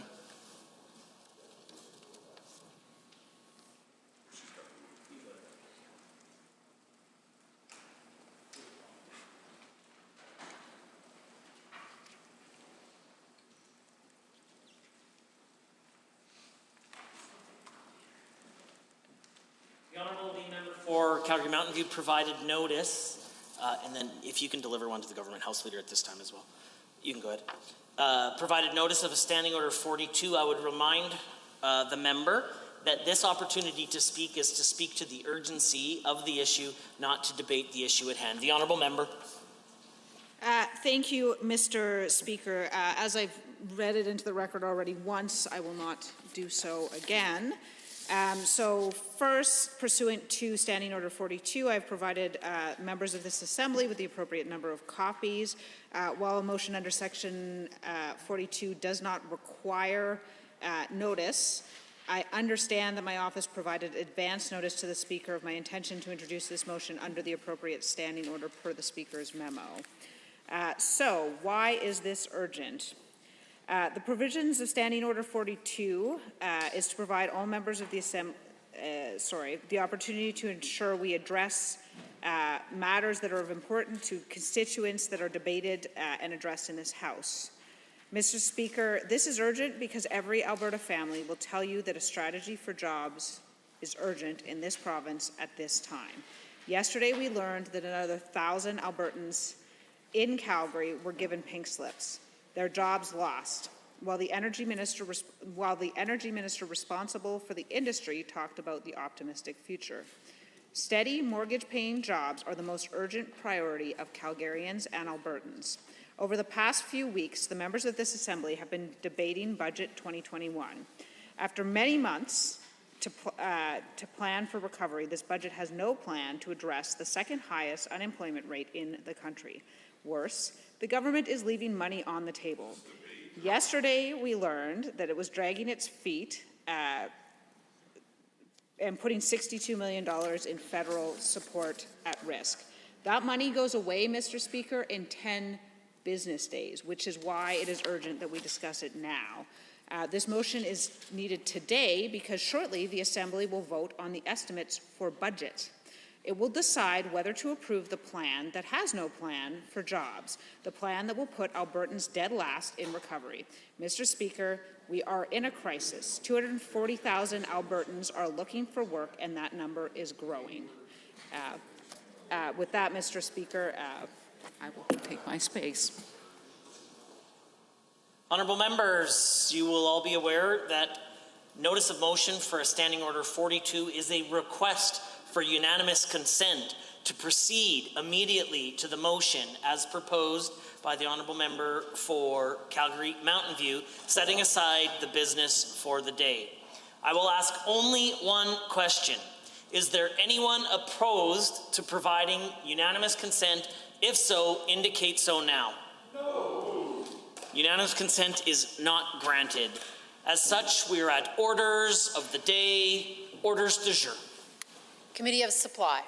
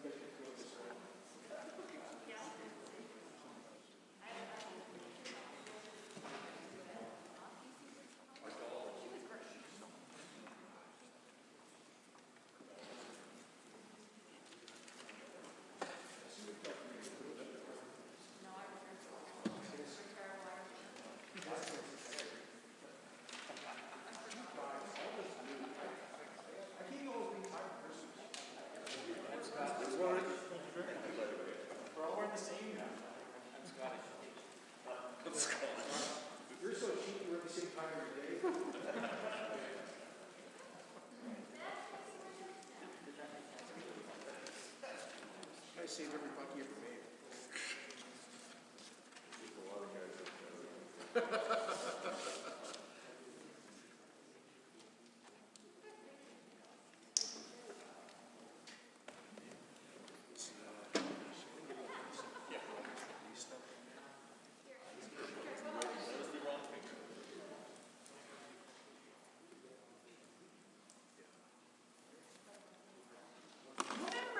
I'd like to call Committee of the Whole to order. Honourable members, prior to the beginning, the chair will outline the process for this afternoon. The Committee of Supply will first call on the chairs of the legislative policy committees to report on their meetings with the various ministries under their mandate. No vote is required when these reports are presented. Members are reminded that there was an amendment introduced during the Legislative Policy Committee meetings, so the committee will vote on the proposed amendment. The committee will then proceed to the vote on the estimates of the offices of the Legislative Assembly. The vote on the main estimates will then take place. Finally, the chair would like to remind all honourable members of Standing Order 32 sub C 3, which provides that after the first division is called in the Committee of Supply during the vote on the main estimates, the interval between division bells shall be reduced to 1 minute for any subsequent divisions. I would now like to invite the chair of the Standing Committee of Alberta's Economic Future to present the committee's report. The honourable member for Lethbridge East. Thank you, Madam Chair. As chair for the Standing Committee on Alberta's Economic Future and pursuant to Standing Order 59.01, subsection 10, I am pleased to report that the committee has reviewed the 2021-22 proposed estimates and business plans for the following ministries: Ministry of Advanced Education, Ministry of Culture, Multiculturalism and the Status of Women, Ministry of Jobs, Economy and Innovation, Ministry of Executive Council, Ministry of Infrastructure, Ministry of Labour and Immigration. Thank you. Thank you. I'd like to call now on the chair of the Standing Committees on Families and Communities to present the committee's report. The honourable member for Fort McMurray-Lac-La-Biche. Thank you, Madam Chair. As the chair of the Standing Committees on Families and Communities and pursuant to Standing Order 5901, I am pleased to report that the committee has reviewed the 2021-2022 proposed estimates and business plan for the following ministries: the Ministry of Children's Services, the Ministry of Community and Social Services, the Ministry of Education, the Ministry of Health, the Ministry of Justice and Solicitor General, the Ministry of Seniors and Housing, and the Ministry of Service Alberta. Thank you, Madam Chair. Thank you. And now the Deputy Chair of the Standing Committee on Resource Stewardship, the honourable member for Calgary-Buffalo. Thank you very much, Madam Chair. As Deputy Chair of the Standing Committee on Resource Stewardship and pursuant to Standing Order 59.01, bracket 10, close bracket, I am pleased to report that the committee has reviewed the 2021-2022 proposed estimates and business plans for the following ministries. They are the Ministry of Agriculture and Forestry, the Ministry of Energy, the Ministry of Environment and Parks, the Ministry of Indigenous Relations, the Ministry of Municipal Affairs, the Ministry of Transportation, and the Ministry of Treasury Board and Finance. I'd also like to table amendments to the following ministries that were introduced during our meetings for the Committee of Supplies consideration. That is the Ministry of Energy, one amendment. Thank you. Thank you. That brings us to our next item of business, is to vote on that amendment introduced during the Legislative Policy Committee meetings. The amendment will have been identified as Amendment A1. Members should have a copy on their desks. So, on Amendment A1, as moved by the Honourable Member for Calgary Mountain View, on the Ministry of Energy, are you agreed? Any opposed? Amendment has been defeated. A division has been called to ring the bells.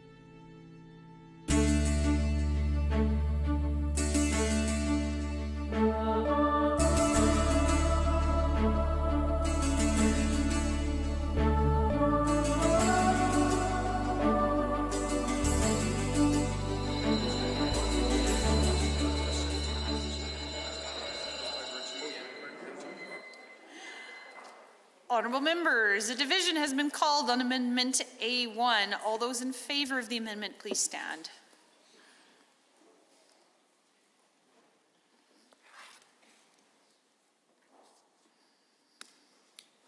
Member Ceci, Ms. Gray, Ms. Ganley, Member Hoffman, Mr. Fian, Member Loyola. All those opposed to Amendment A1, please stand.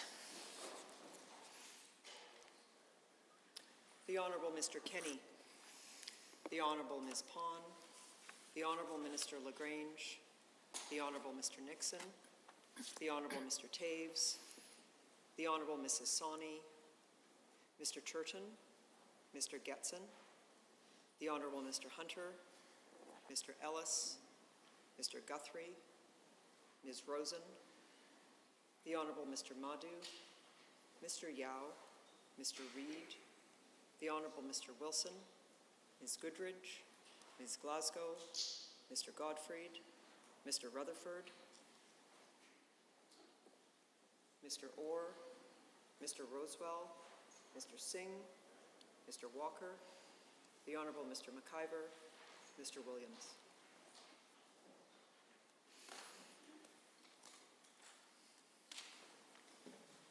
Madam Chair, total for the amendment 6, total against 26. Well, members, that amendment has been defeated.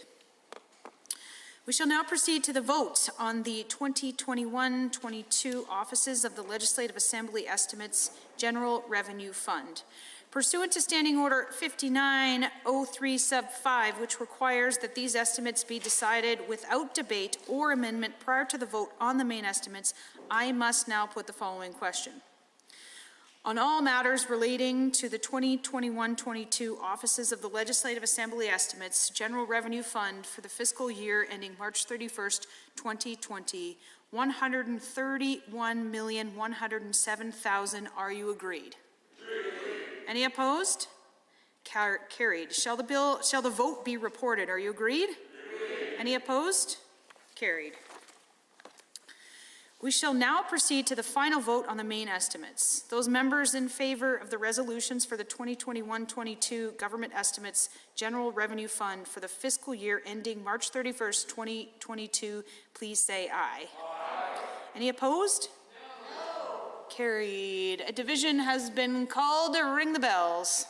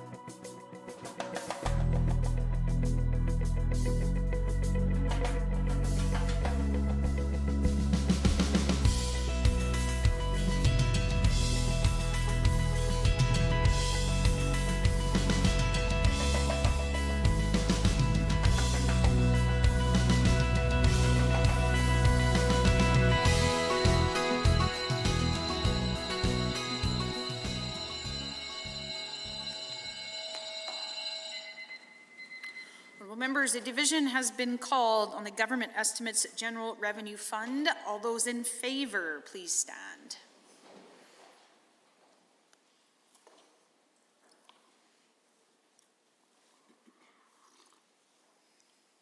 The Honourable Mr. Kenny, the Honourable Ms. Pond, the Honourable Minister LaGrange, the Honourable Mr. Nixon, the Honourable Mr. Taves, the Honourable Mrs. Sawney, Mr. Turton, Mr. Getson, the Honourable Mr. Hunter, Mr. Ellis, Mr. Guthrie, Ms. Rosen, the Honourable Mr. Madu, Mr. Reid, the Honourable Mr. Wilson, Ms. Goodridge, Ms. Glasgow, Mr. Godfrey, Mr. Rutherford, Mr. Orr, Mr. Rosewell, Mr. Singh, Mr. Walker, the Honourable Mr. McIver, Mr. Williams. All those opposed, please stand. Member Ceci, Ms. Gray, Ms. Ganley, Mr. Dack, Member Hoffman, Mr. Fian, Member Loyola.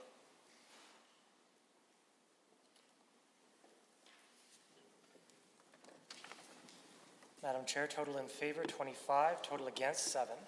Members, that is carried. Now, shall the vote be reported? Are you agreed? Any opposed? Carried. I would now like to invite the Honourable Government House Leader to move that the committee rise and report the 2021-22 Offices of the Legislative Assembly Estimates General Revenue Fund and the 2021-22 Government Estimates General Revenue Fund. Well, thank you, Madam Chair. I move that the committee rise and report the 2021-22 Offices of the Legislative Assembly Estimates and the 2021-22 Government Estimates for the General Revenue Fund. Heard that motion. All those in favor, please say aye. Aye. Any opposed, please say no. So carried. We shall now rise and report.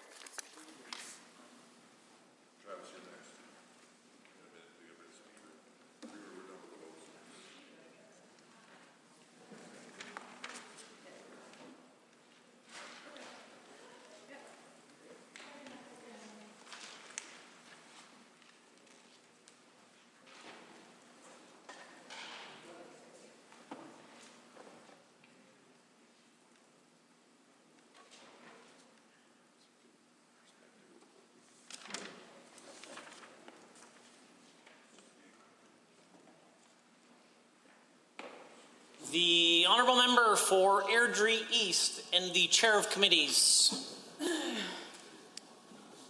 Mr. Speaker, the Committee of Supply has under consideration certain resolutions relating to the 2021-22 Offices of the Legislative Assembly Estimates General Revenue Fund and the 2021-22 Government Estimates General Revenue Fund reports as follows and requests leave to sit again. The following resolutions for the fiscal year ending March 31st, 2022 have been approved. Offices of the Legislative Assembly. Support to the Legislative Assembly, $65,915,000. Office of the Auditor General, $26,250,000. Office of the Ombudsman, $3,847,000. Office of the Chief Electoral Officer, $11,213,000. Office of the Ethics Commissioner, $932,000. Office of the Information and Privacy Commissioner, $6,998,000. Office of the Child and Youth Advocate, $14,922,000. Office of the Public Interest Commissioner, $1,030,000. Government main estimates, advanced education expense, $2,607,219,000. Capital investment, $25,000. Financial transactions, $731,100,000. Agriculture and forestry expense, $627,227,000. Capital investment, $13,262,000. Financial transactions, $1,310,000. Children's services expense, $1,384,557,000. Capital investment, $350,000. Community and social services expense, $3,912,305,000. Capital investment, $547,000. Culture, multiculturalism, and the status of women expense, $225,808,000. Capital investment, $2,331,000. Financial transactions, $1,995,000. Education expense, $4,906,896,000. Capital investment, $1,433,000. Financial transactions, $17,297,000. Energy expense, $1,622,956,000. Capital investment, $500,000. Financial transactions, $96,970,000. Environment and Parks expense, $556,295,000. Capital investment, $119,764,000. Financial transactions, $4,019,000. Executive Council expense, $18,255,000. Capital investment, $25,000. Health expense, $21,755,542,000. Capital investment, $28,230,000. Financial transactions, $70,676,000. Indigenous Relations expense, $214,671,000. Capital investment, $25,000. Infrastructure expense, $446,767,000. Capital investment, $1,993,913,000. Financial transactions, $21,137,000. Jobs, Economy, and Innovation expense, $380,010,000. Capital investment, $1,825,000. Financial transactions, $25 million. Justice and Solicitor General expense, $1,275,644,000. Capital investment, $18,258,000. Labor and Immigration expense, $331,588,000. Capital investment, $1,102,000. Municipal Affairs expense, $1,703,019,000. Capital investment, $9,188,000. Financial transactions, $7,990,000. Seniors and Housing expense, $670,526,000. Capital investment, $25,000. Financial transactions, $19,700,000. Service Alberta expense, $529,051,000. Capital investment, $97,327,000. Financial transactions, $5,500,000. Transportation expense, $1,412,152,000. Capital investment, $1,533,845,000. Financial transactions, $114,679,000. Treasury Board and Finance expense, $211,096,000. Capital investment, $25,000. Contingency, $2,500,000,000. Mr. Speaker, that concludes my report.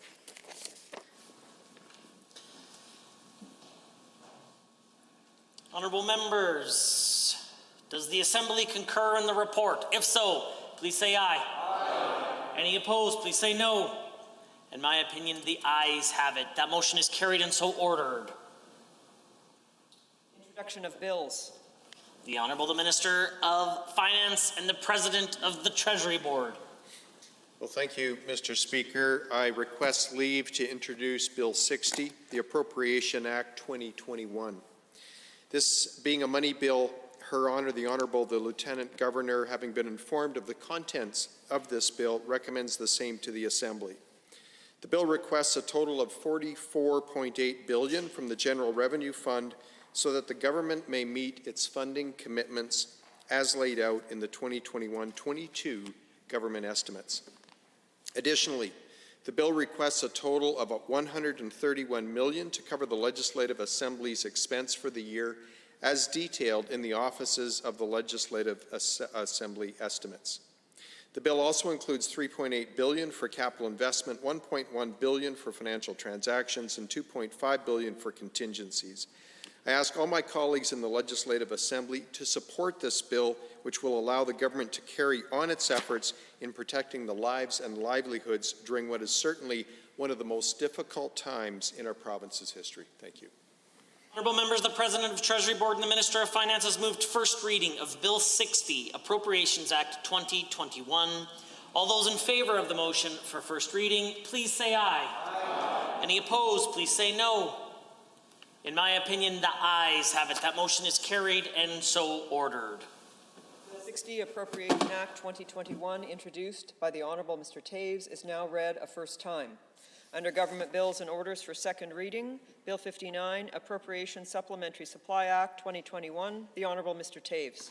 The Honourable the Minister of Finance and the President of Treasury Board. Well, thank you, Mr. Speaker. It's my pleasure to move second reading of Bill 59, the Appropriation Supplementary Supply Act 2021.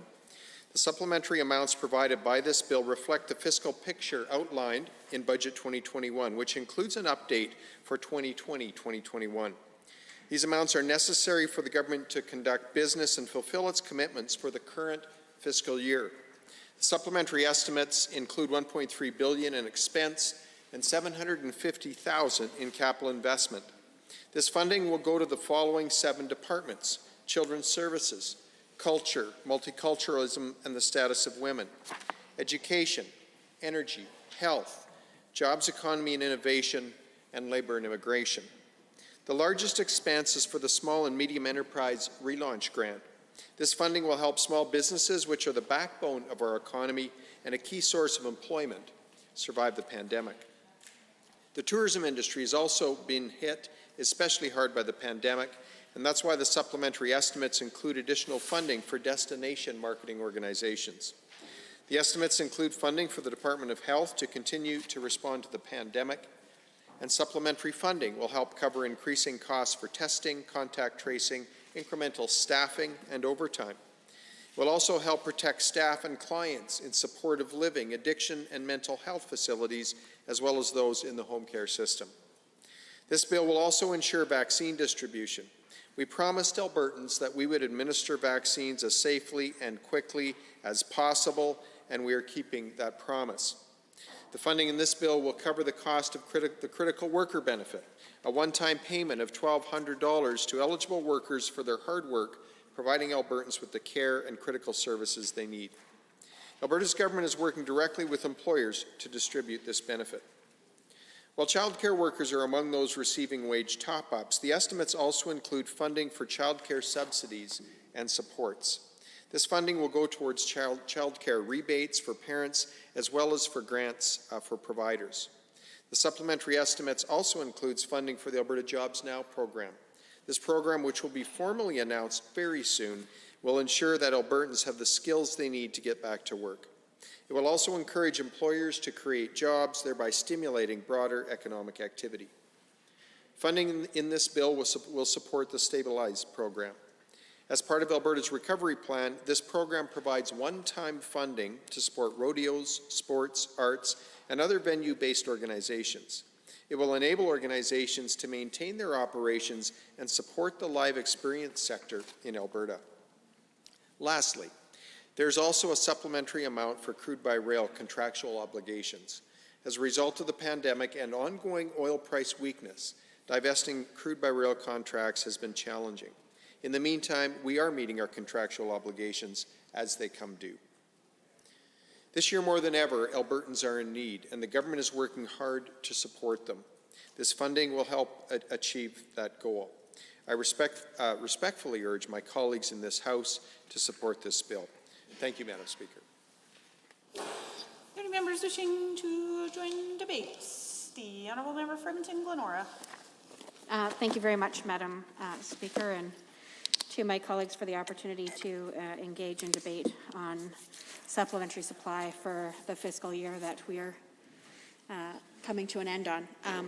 I have to say that I appreciate that there is a line item. The only line item for education is related to the critical worker benefit, but of course that is important money to get out of the door, a significant partnership with the federal government in freeing up those funds. I certainly wish that the government had been in a position to get them moving faster. It's been a year that we've been in this pandemic.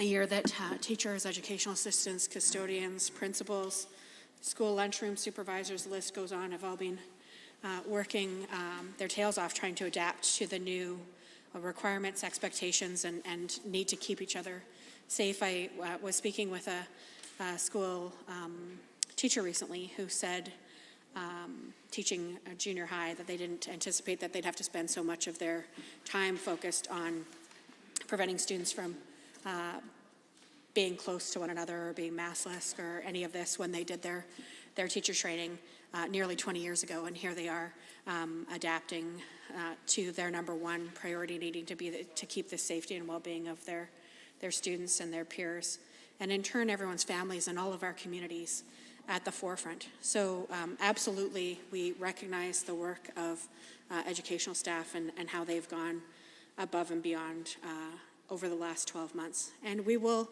of course, need them to go above and beyond as we move forward as well. Some of the things we did quite a bit of consultation with folks over the spring and summer and into the fall around how we were all going to adapt to education this year. And there were many, many themes that we heard, but the number one theme was we need less on our plate. That includes the number of students that we're working with.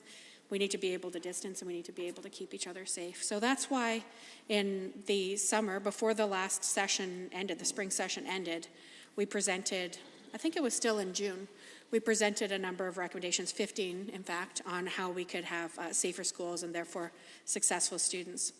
And the government acted partially on one of the recommendations. Just to sort of recap where we would like to have seen investment that was coming forward through the supplementary supply bill, because this would be the time that we would, of course, as an assembly, approve of the plans of the additional spending that would be required to ensure a safe, successful school year. The number one recommendation was around capping class sizes and hiring additional staff to make that possible. Number two, relating to that, was around paid sick leave and time off to care for sick dependents. This is something that we've heard about regularly, as well as the need to isolate. And I would say that I don't think the government took these recommendations seriously enough, as is evident by the fact that in November, all junior and senior high students, or grade 7 through 12 students, were sent to learn remotely from home. And the number one reason that has been given for that in this place and in others from the minister is the fact that so many staff were unavailable, needing to isolate, or were sick themselves. And this absolutely could have been prevented. It could have been a focus of this government to make sure that they acted in a way that implemented safety measures, including the hiring of additional staff. Another piece was around hiring additional staff to meet the parallel and fluctuating needs of home learning. I'm sure members of this assembly, probably all of us, have heard from families who've expressed frustration when their student needs to come home and isolate, with them essentially being told, these are the pages in the textbook that you need to learn. Not all teachers have been able to adapt their in-person learning to online for that 2-year period when isolation happens. And it has been incredibly challenging for many Alberta students. And even for those who have been able to adapt, they weren't supposed to be teaching online this year. They had opted, or they were directed, to teach in the classroom, and that was what they were planning on doing. So for the government to fluctuate its direction and its requests of staff in such a significant way has been incredibly taxing. Here we are in Edmonton Public. Today's the day you decide whether you're doing online or in-person learning for Q4. And I spoke recently to a parent who was absolutely planning on sending their child back to in-person for Q4, and then recently heard that there were 28 students in the class that they would be sending their child to, and that there was a change, that the teacher had to go on leave. So this is a time of yet more chaos and fluctuation. And what kids need, all the research is very clear, is kids need stability. When kids feel stability and security, they're in a position to be able to support, to achieve their fullest, right? When you look at Maslow's hierarchy of basic needs, if you feel safe, if your basic needs are met, then you can focus on learning and essentially self-actualization at the top of the hierarchy and the pyramid. So for the government to have put staff, students, and families in this situation where that hasn't been given priority this year, where we continue to see students experiencing learning deficits, experiencing social emotional deficits, and absolutely experiencing mental health deficits, I'd say, as a result of the trauma that everyone has been experiencing during this last year. It was also during this time last year, I think it's about a week from now, that the minister decided, after rushing the budget through the House and assuring all members of this House, all Albertans, all school divisions, that budgets would stay intact and that they could plan for their transition to online and remote home learning, knowing that their budgets were intact. And then indeed, a 180 on that commitment. The minister instead cut funding for more than 20,000 support staff who serve the students of our province. And we know that that had a significant detrimental effect on student learning. We know that students who need educational assistance support when they're in the school building need it also when they are at home trying to learn remotely. There is no logical way that one could argue that your learning needs go down when you're away from the classroom.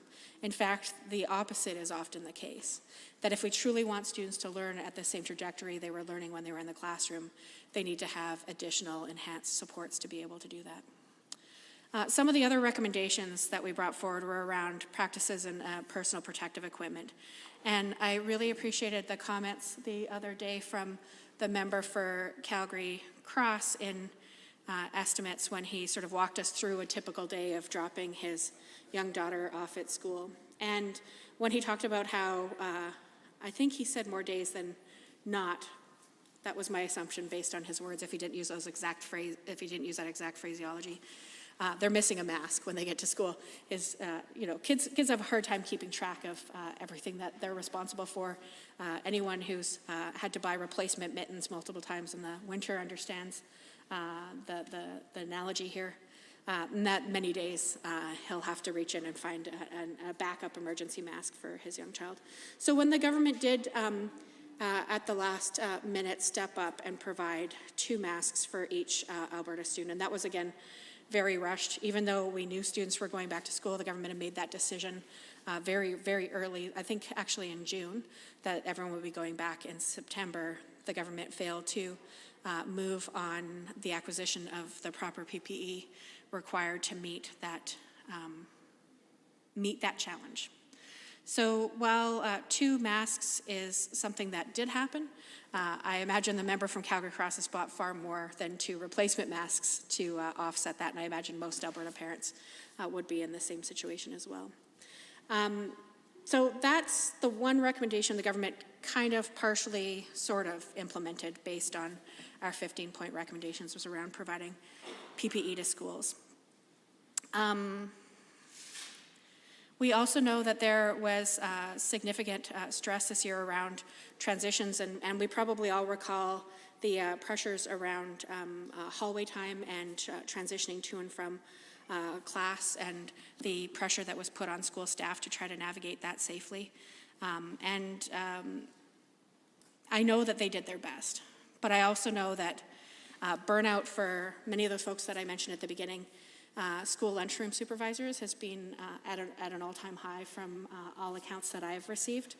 Would be happy to hear if the minister has facts on that. But I know that the anxiety during that very finite amount of time during the day, when students are taking their masks off and they're supposed to be focused on eating and having a safe lunch break, has caused a lot of stress for a lot of staff and students in turn too. I was speaking with a mom recently who said, my daughter's a rule follower, and when she sees other kids taking their masks off and playing in close proximity, she knows that's against the rules, and it's really hard on her because she wants to report this, right? She wants to make sure that everyone's following the rules and keeping each other safe, and that's been a stigma on her and on their class. With proper staffing levels, kids would have to take less of this burden on. Kids have already taken on a lot of burden this year. They're already feeling a lot of stress and anxiety. So if we would have addressed proper staffing levels in the budget or through supplementary supply, I think that this would have alleviated a lot of stress for students and staff and families. And mental health was another area of recommendation. We recommended providing additional funding for mental health supports for students and staff by reinstating RCSD at a minimum, that Regional Collaborative Service Delivery funding. For the government to be taking those employees who were our CSD employees, they were mostly speech pathologists, audiologists, people who teach kids how to talk, how to walk, how to sit in a chair, how to function in school when they're learning,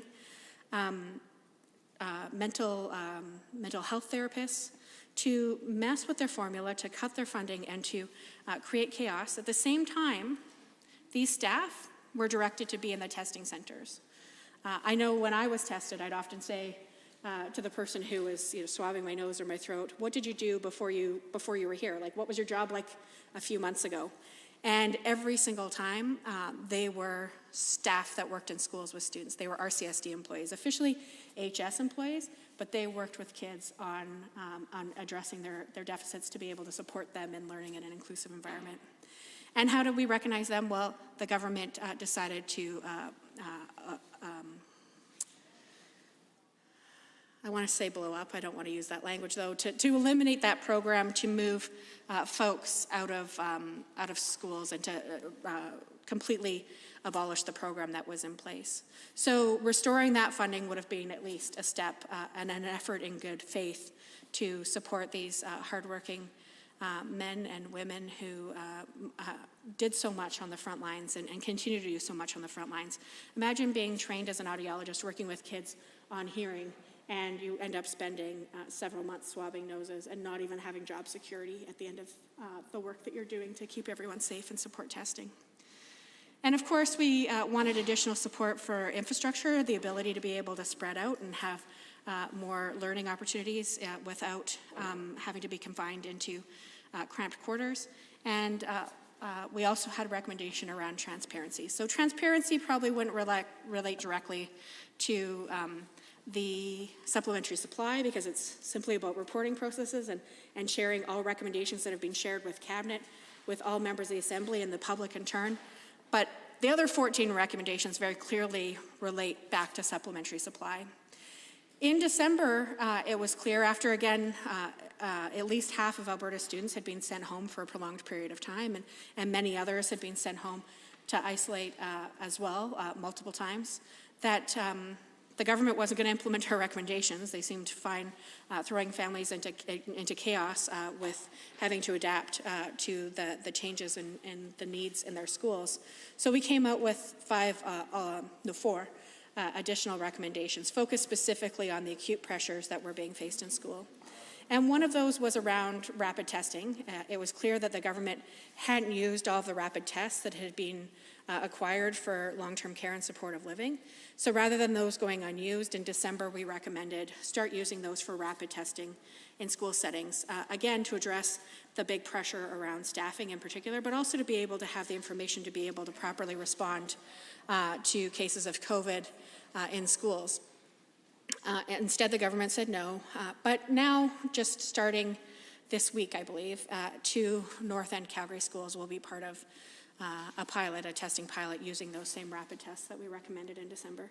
So I can't quite call that one a half measure because there are more than 300 schools in the Edmonton area and more than 300 more in the Calgary area, but at least something's happening at 2 schools. And then, of course, there's hundreds of schools throughout the rest of Alberta as well.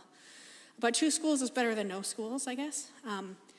I sincerely had hoped that the government would have acted on these recommendations in the second wave or in the lead up to the second wave.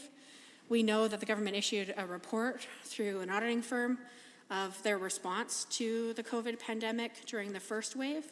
And at the time that we were told by the government and other folks alike that this was being done to ensure that before the second wave, changes could be made and we could be adapting and be nimble in response.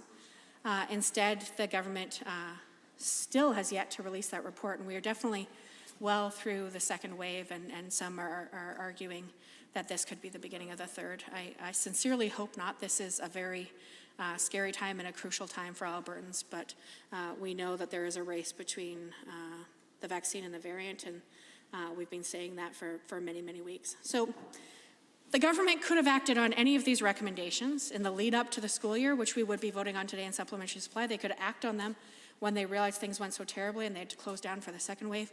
And here we are on the precipice of what might be a third. And I really have grave concerns that parents are going to be put through the same kind of turmoil that this government put them through in March and September and November with an ill-prepared education support system for students, for staff, and for families. So while I am absolutely supportive of the critical worker benefit allocation going out to education workers, I also have concerns that not all education workers are going to be included in that critical worker benefit. So for example, lunchroom supervisors, who I don't think anyone could have survived with this year without having those extra hands on deck, I doubt have enough hours to be able to fully qualify for the worker benefit.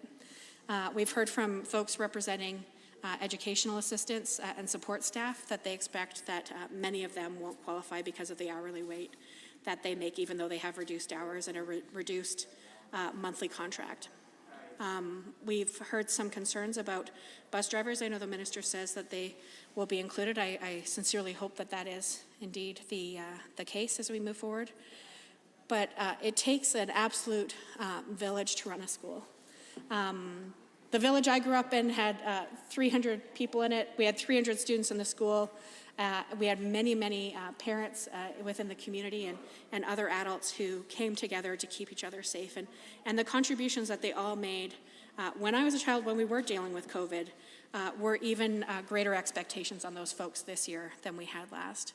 And indeed, even in that small rural community, there were cases of COVID in schools and significant impacts to the community and to learning and to health, obviously, is the ultimate impact. So this has been an incredibly difficult year. We will have an opportunity, I hope a lengthy opportunity, to debate the actual estimates for this upcoming school year, because knowing that we still don't have a vaccine for minors, have concerns that these challenges that students and staff have lived through this year will continue to be a challenge for them in this upcoming school year. This is one of the reasons why it's so important that so many adults, every single adult, take full advantage, if they are able to, of getting the vaccine, because it's important that we do everything we can to protect one another, including those who are minors, those who are students in our school system. So I have concerns that this supplementary supply doesn't go far enough to meet those needs. This has been a very difficult year, and we are probably embarking on yet another difficult year. And the government is continuing to download more pressures onto families.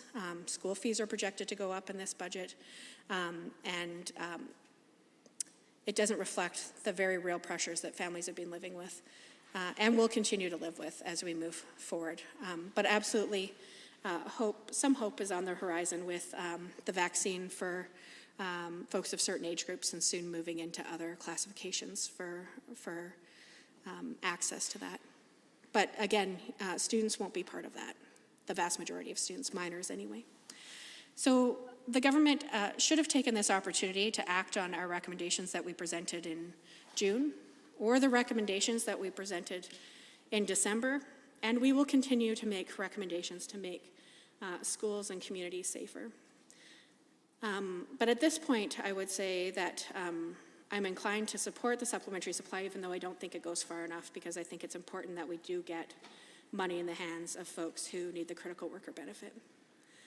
But I absolutely do urge the government to reconsider their priorities, reconsider who it is that actually has the opportunity to elect folks in the province of Alberta. It's not...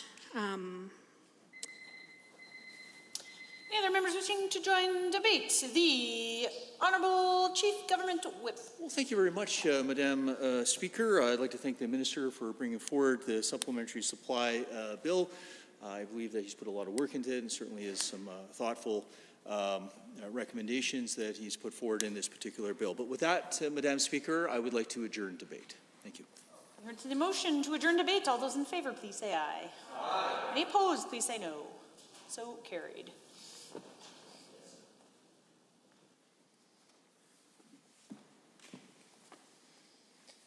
Under Government Bills and Orders for second reading, Bill 211, Municipal Government Firearms Amendment Act 2020. Debate adjourned. Ms. Hoffman speaking.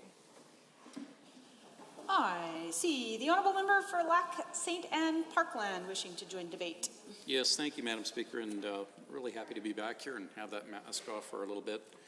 You know, when it comes to firearms, I think we had fulsome debate here before.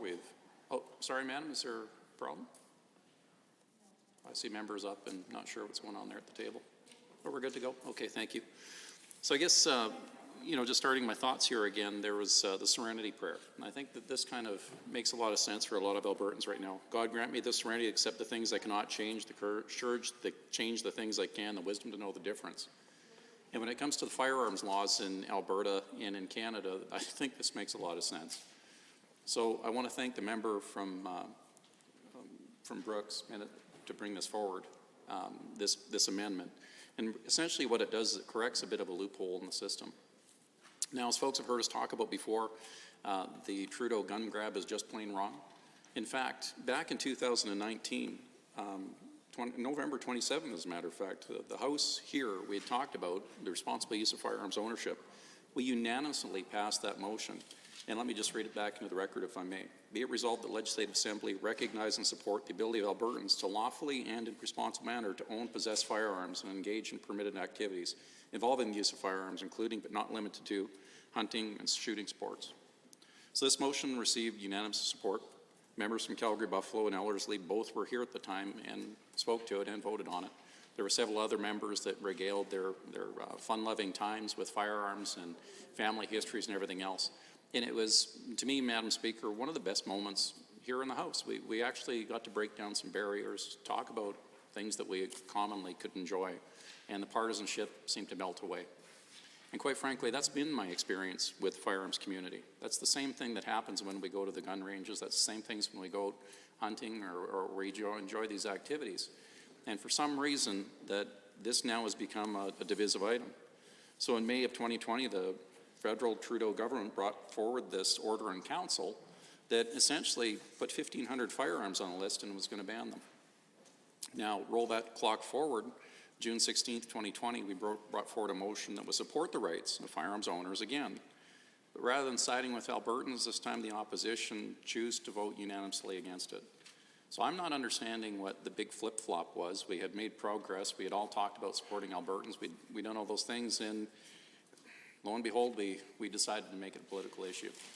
Now, the whole context, apparently, that the order in council came out was in response to an event that took place down in Nova Scotia. We have a lot more information on the event now. But, Madam Chair, quite frankly, I got a bit of a problem. You see, Associate Minister of Gas and Electricity and I, we attended an event out at Cardiff. And at that event, we were there, and I'm sorry, it's choking me up a bit. We were there to plant an oak tree and to put a bench up in memory of one of those victims down in Nova Scotia. And the problem that I have, Madam Speaker, is that as an elected official, going to these events usually are pretty happy occasions. This one wasn't. Knowing that the legislation that was brought forward, knowing that the work that we do in this House we can't boil the ocean, Madam Speaker, but we can do our part. And the problem that I have is I made a promise to that family to do what I could as an elected official to help support public safety, to actually prevent something like that happening. And I'm not going to mention the family's name. I'm not going to mention that the one lady received a text just a couple hours before her sister was shot by someone who never should have had these in the first place. And the response from the federal government was so disingenuous to bring out an order in council to ban firearms from law-abiding owners and citizens and not get to the root cause, not get to the issues, madam. So now that we've seen, this new C-21 come out and Bill C-22, which C-22 ironically actually reduces minimum sentencing for firearms violations. Bill C-21 comes out, it didn't just take the 1,500 firearms, madam. It ended up going as something as silly as paintball guns. Paintball markers that fire beads of paint downrange. It went so far as to ban airsoft guns, pellet guns. Nothing that was in there fixes the problem, nor is it going to stop more benches or oak trees being planted in the memories of gun crime victims. It does nothing. We can't even unify here as two parties to come up with something to push back. We've been asked to stand up for Albertans. We're doing it. But we can't do it together because this becomes some political football. They're worried about their voter base, madam? Do they not realize, again, going back to that motion that we made back in 2019, that that was one of the unifying points, and that was, honestly and genuine, I believe that represented Albertans right there. It didn't matter if you were a socialist, if you believed in capitalism, didn't matter if you're a liberal, didn't matter if you're an independent. What matters was, this is something that we as Albertans value, enjoy our property rights, our freedoms. We honestly believe that in the hands of law-abiding citizens, you should have these rights and freedoms. And this bill, the C-21 that came out, does everything against that. And we could not get, on our motions coming forward, we could not get support from the opposition. So what I'm really hoping for here today is that this bill that was brought forward closes a loophole where in C-21, the federal Liberals are saying that municipalities should have the right to ban handguns. That was clearly identified that it's within federal jurisdiction on firearms. The Municipal Governance Act is clearly within the wheelhouse of the province. This will correct that. We even went so far as to have a firearms task force that was put in place to listen from Albertans. We had nearly 40,000 applicants that came in and did our surveys. We had a couple of big town halls, given with COVID, we couldn't go out and talk to folks like we normally do. And we heard rhetoric coming from the other side, madam, that it was in an echo chamber. It couldn't have been further from the truth. About 25% of the people on that call, they didn't even own firearms, but they were expressing their concerns. Majority of them, 70, 80-ish%, depending on what stats you look at, understood that the key principles behind this was about rights and freedoms and doing the right thing. Making sure that if you have a background check that's ran through a police system every single day, you should be allowed to have these. The time and ability that lawful firearms owners have, it's a privilege, absolutely, and it's an absolute right. The canary in the coal mine is that I can take your property right now, regardless of whether you're entitled to it or not. I can make some innocuous bill in an order of council, in the dark of night, if you would, to bring out some piece of legislation that sets precedents on so many different levels, and then to even go further, to go and overreach your authorities. We have issues right now that's taking place with manufacturing facilities that the RCMP is going back on the firearms reference tables. They're literally undoing precedents that have been set. Bill Blair is talking about having this nice thing that's evergreening. It's not evergreening, it's ever darkening, meaning that they keep adding to the list without even going through council. So you can literally take things, take away people's rights and freedom, devalue their property, and overnight make them into criminals if you do not comply. Is this Canada? Does this sound right? Put it in context with anything else other than a firearm. Get off that position and understand what is happening. And Bill 211, people are pushing us, telling us, what are we doing to stand up? What are you doing, MLA from Lac St. Anne Parkland, to stand up and push back? As a Canadian citizen, I'm even being criticized by some saying, well, this isn't in your wheelhouse, it's federal. Well, darn it, last time I checked, I'm aligned to that country, to those flags, those colors right up there.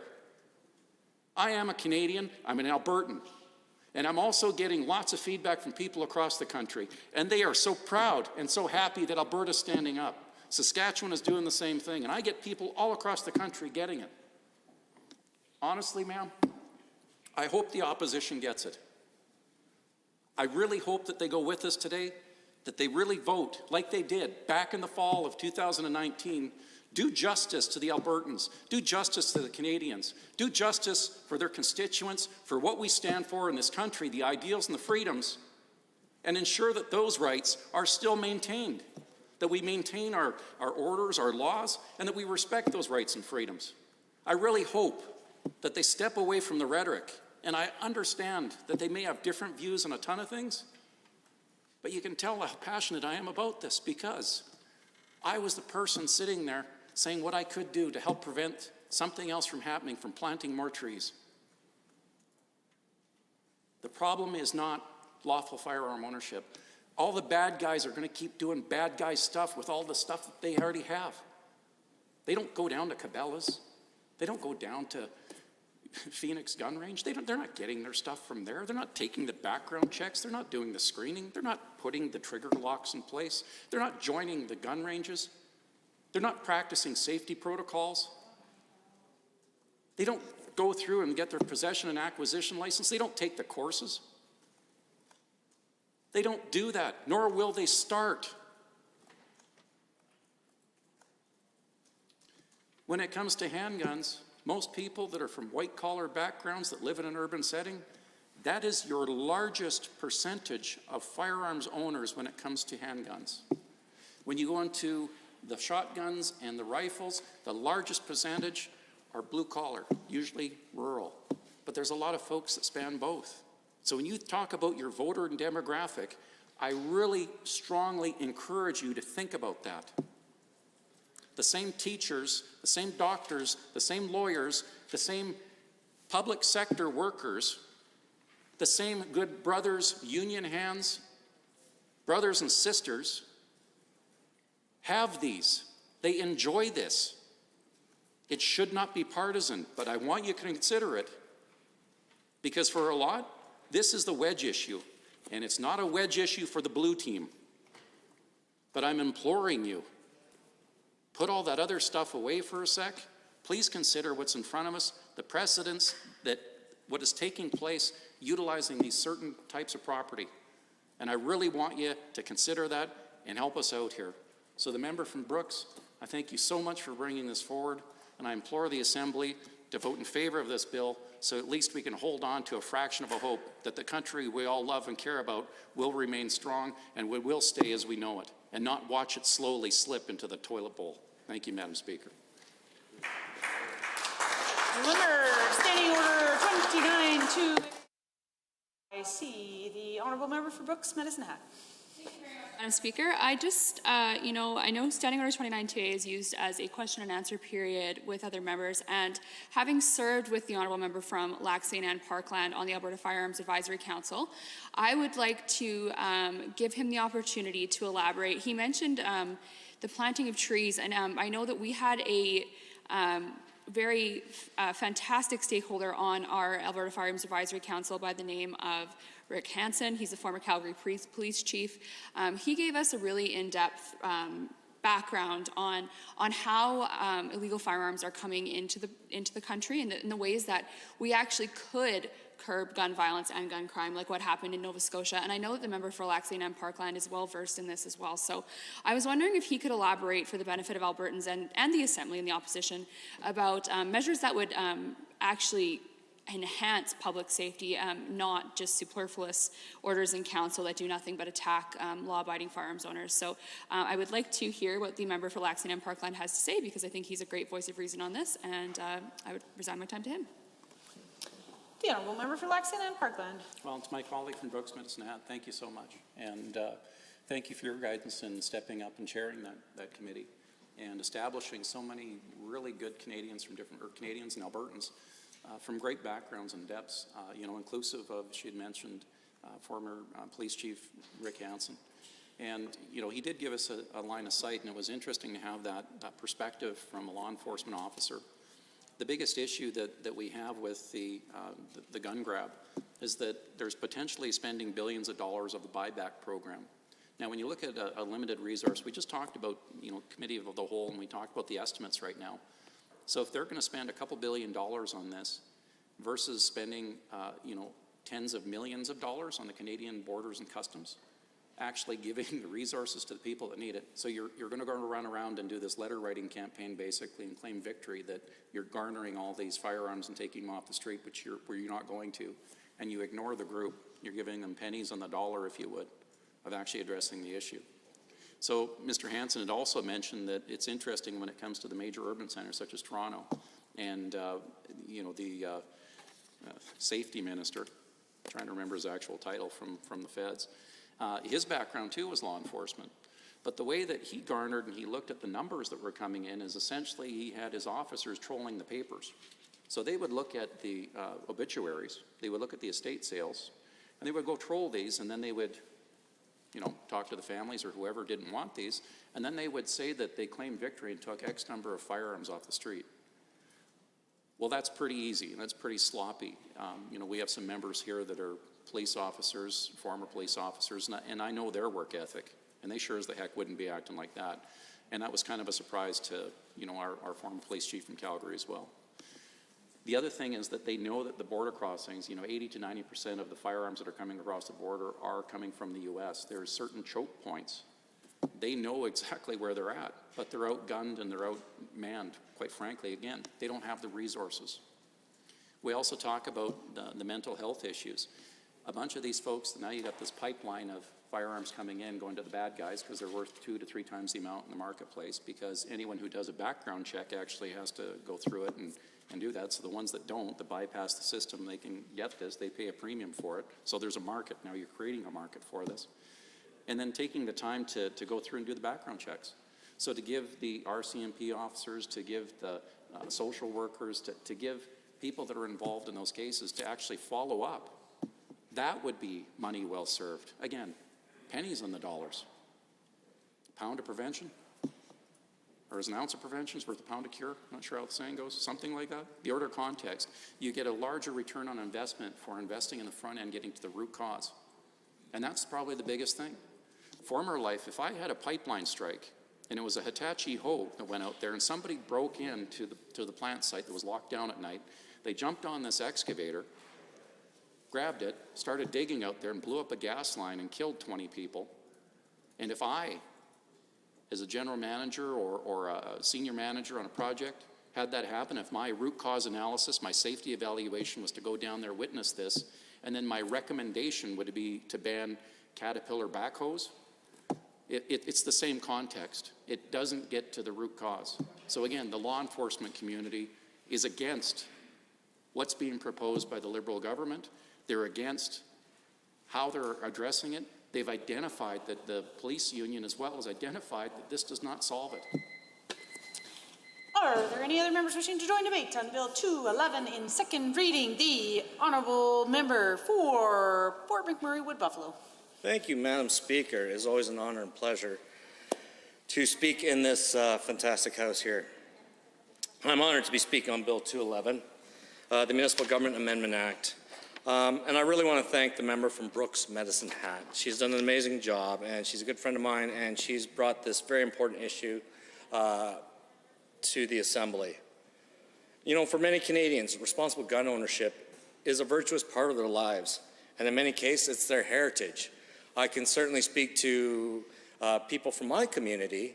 If we recognize the community of Fort Chipewyan, which is the oldest settlement in Western Canada. It was the place where there was the first trading that was occurring during the fur trade, and a big part of that were these weapons that were used to hunt animals, and this was their livelihoods. And to this day, there are still people trading in things like furs and pelts that rely on these on guns for their livelihood. Sadly, though, for these Canadians, this is going to have to change possibly due to the federal government's very ill-advised and poorly researched decision to penalize our law-abiding gun owners as if they were criminals performing acts of gun violence through our communities. And it's amazing the virtue signaling that comes from our Prime Minister. And though I'm sure his intents are well, I mean, no one wants gun violence, he certainly has a way of targeting the wrong people.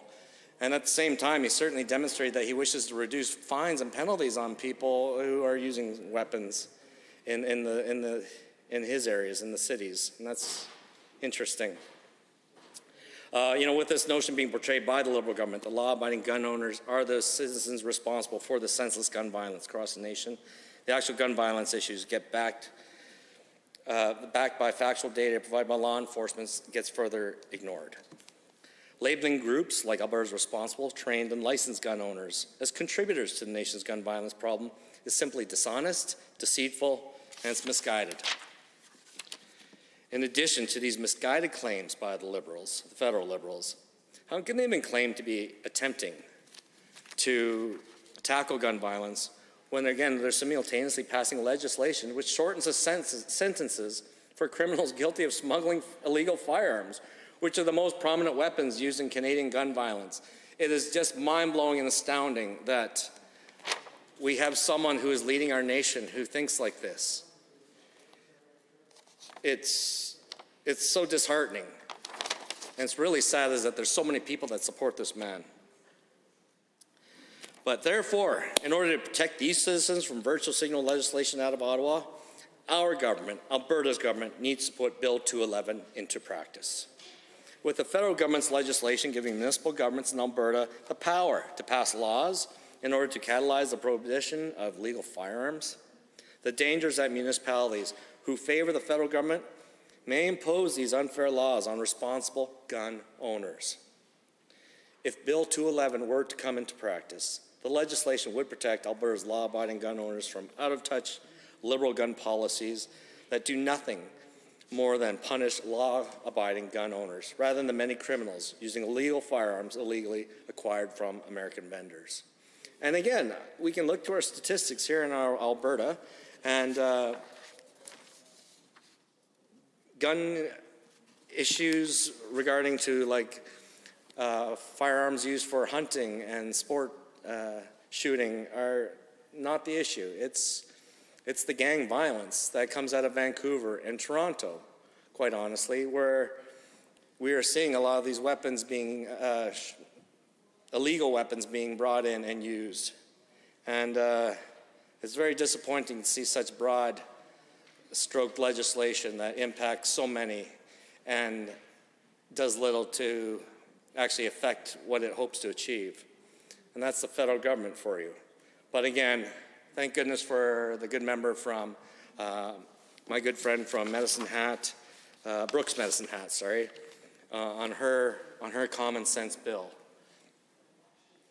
Personally, I would like to hear our federal Liberals explain the sense behind their legislation to my rural constituents in Fort McMurray Wood Buffalo, as they haven't even considered the diverse set of lifestyles outside of cities like Toronto and Vancouver.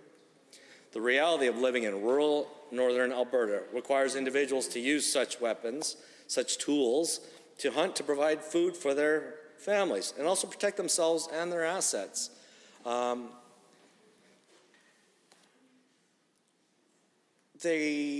in the north, I had a bear use my front yard as a toilet this year. And what a mess that was, but it also rummaged through the neighborhood and took out a lot of garbage cans. Now in the city, we're just going to call bylaw or law enforcement to help address this issue. Fish and Wildlife eventually comes in with their pens to attract those bears. But I'm fortunate. I live in a secure community with lots of supports there. But I think about residents of my communities of Fort Mackay and Fort Chipewyan. Now these are communities that are mainly Indigenous peoples and Indigenous citizens, and they very much rely on their weapons and very much need them to actually do things like repel wildlife. For many who live in cities, they might find that hard to believe, but it is a reality. And they also very much enjoy using those weapons to take down wildlife so that they can eat it and do as their traditional way of life in skinning those animals, using those pelts for furs and for blankets or decoration, but more importantly, they're using the meat and they're eating the meat. And I've been blessed to break bread with my Indigenous communities and eat some of this meat on the open fire, and it's fantastic. And there's a pride for that one individual who did take down that animal, and I guess it's important that we promote that and don't discourage that. And if we look at it further deep into it, like the amount of gun violence in these communities is very rare. and yet they're going to be impaired from owning these weapons, and it's going to lead to a negative in their lifestyles. And I certainly hope our First Nations brothers and sisters do speak up on this issue, because it is very relevant to them. And quite honestly, we do have a Prime Minister who states that he is willing to listen to our First Nations and respects them. So it'll be interesting to see how he addresses that should they approach him. Outside of Fort McMurray Wood Buffalo, there are many regions across the province that are covered from horizon to horizon with pastures where farmers tend to their livestock. And these farmers do need to protect their livestock. There's a lot of predatory animals like coyotes and wolves. Even here in the city of Edmonton, right now on the radios, they're talking about the coyote issue of coyotes going into the urban areas to dig through garbages and whatnot. It's only a matter of time for those coyotes, one of them inadvertently will attack somebody. It's just a matter of time. Statistically, it will happen. And we're going to need someone to support that and capturing these animals, hopefully humanely, but if push comes to shove, someone might need a weapon to address that.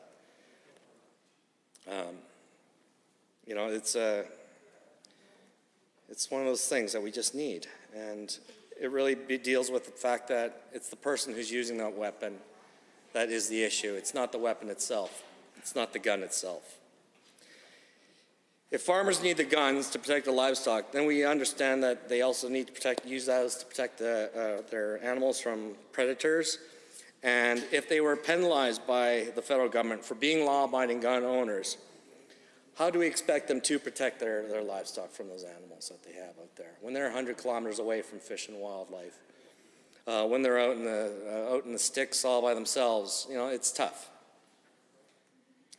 I mean, will the federal government expect them to simply erect a scarecrow or something like that, or yell abrasive comments like the NDP do at us, at these animals, give them harsh warnings? No, that's not the way.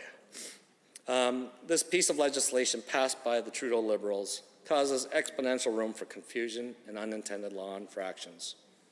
With over 352 different municipalities in Alberta alone, having the potential of a mosaic of different firearms laws right across our province puts law-abiding gun owners at risk as they travel between the municipalities in the province.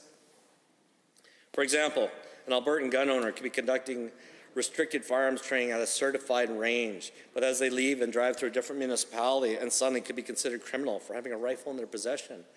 This is going to really convolute the process and make it very difficult and demonstrate that we're perhaps not a united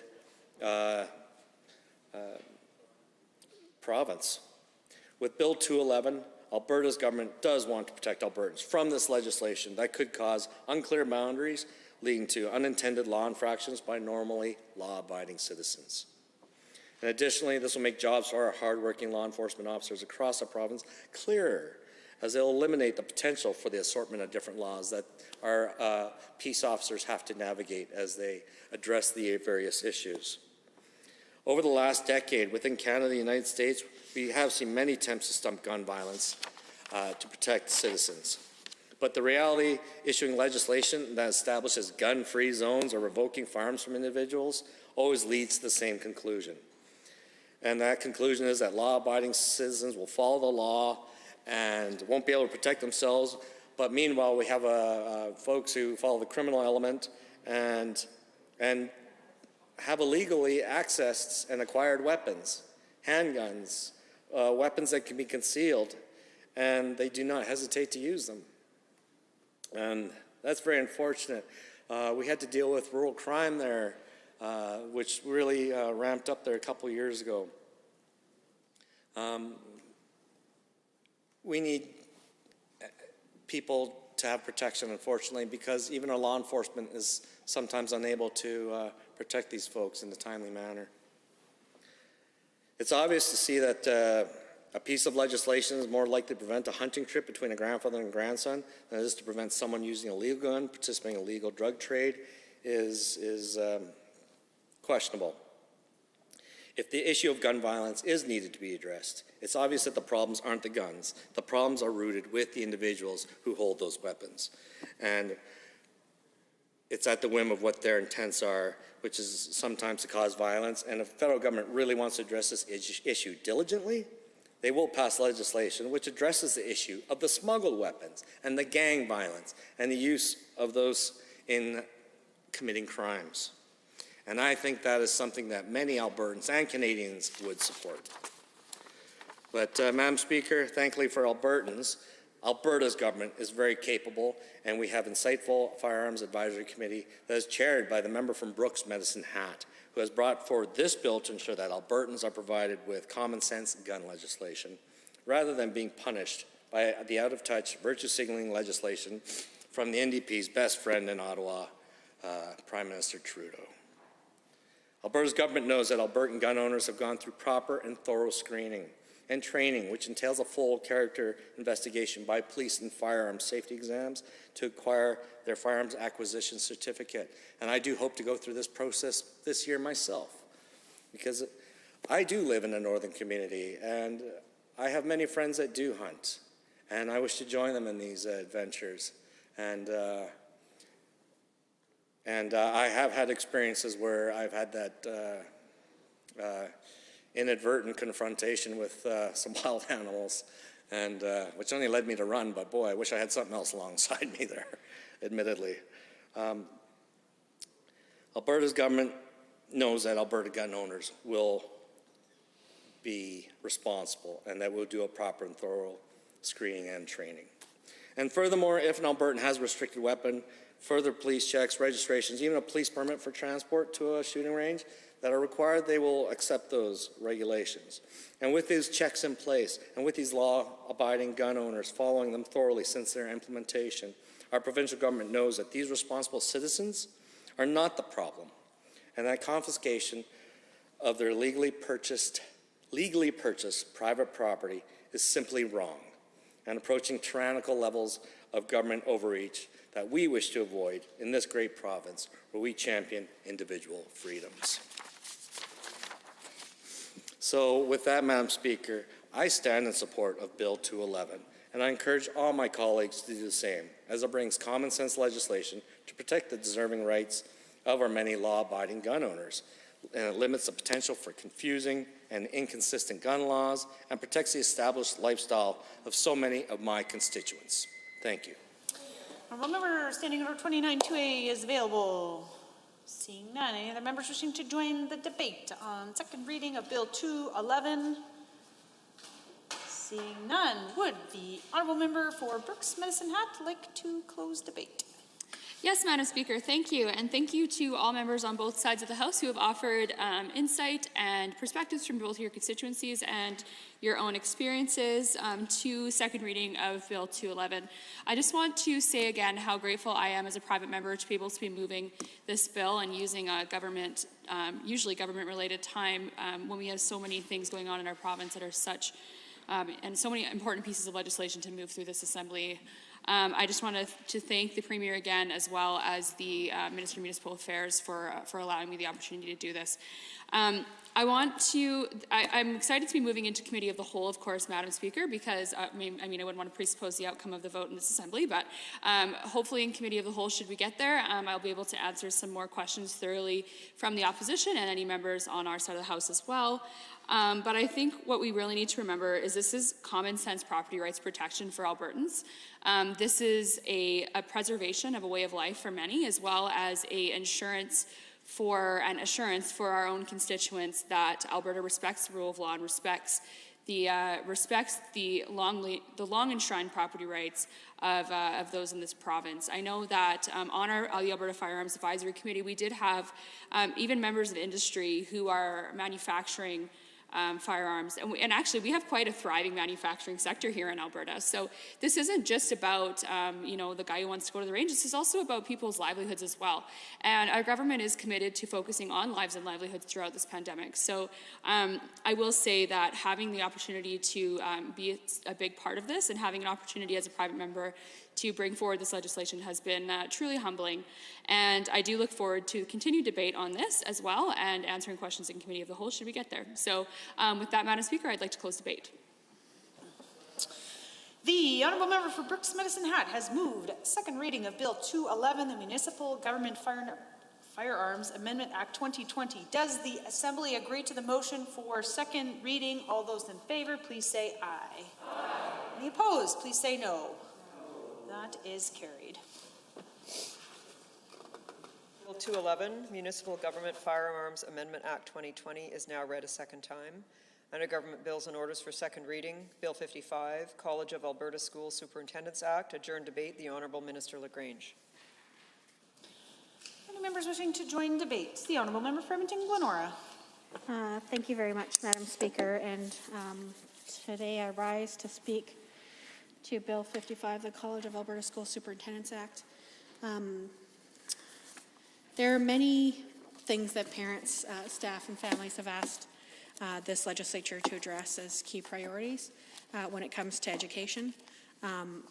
This isn't one of the key priorities that I've had raised with me by those stakeholder groups that I mentioned. It would be great if the government were bringing forward a bill that acted on any of the things that they were taking out of their current business plans. The business plan that used to be in place for education, even under this UCP government last year, was 11 pages, and now it's essentially 2. The number of goals and targets and objective measures that were in the business plan related to safe, caring, and inclusive schools have all but been eradicated. If the government wanted to fulfill their prior commitments on safe, caring, and inclusive schools, and I appreciate the minister's remarks today in this place with regard to the horrific situation that took place in Leduc at a high school earlier this week. I think focusing on safe and inclusive schools would be a good area for the government to focus a piece of education legislation right now.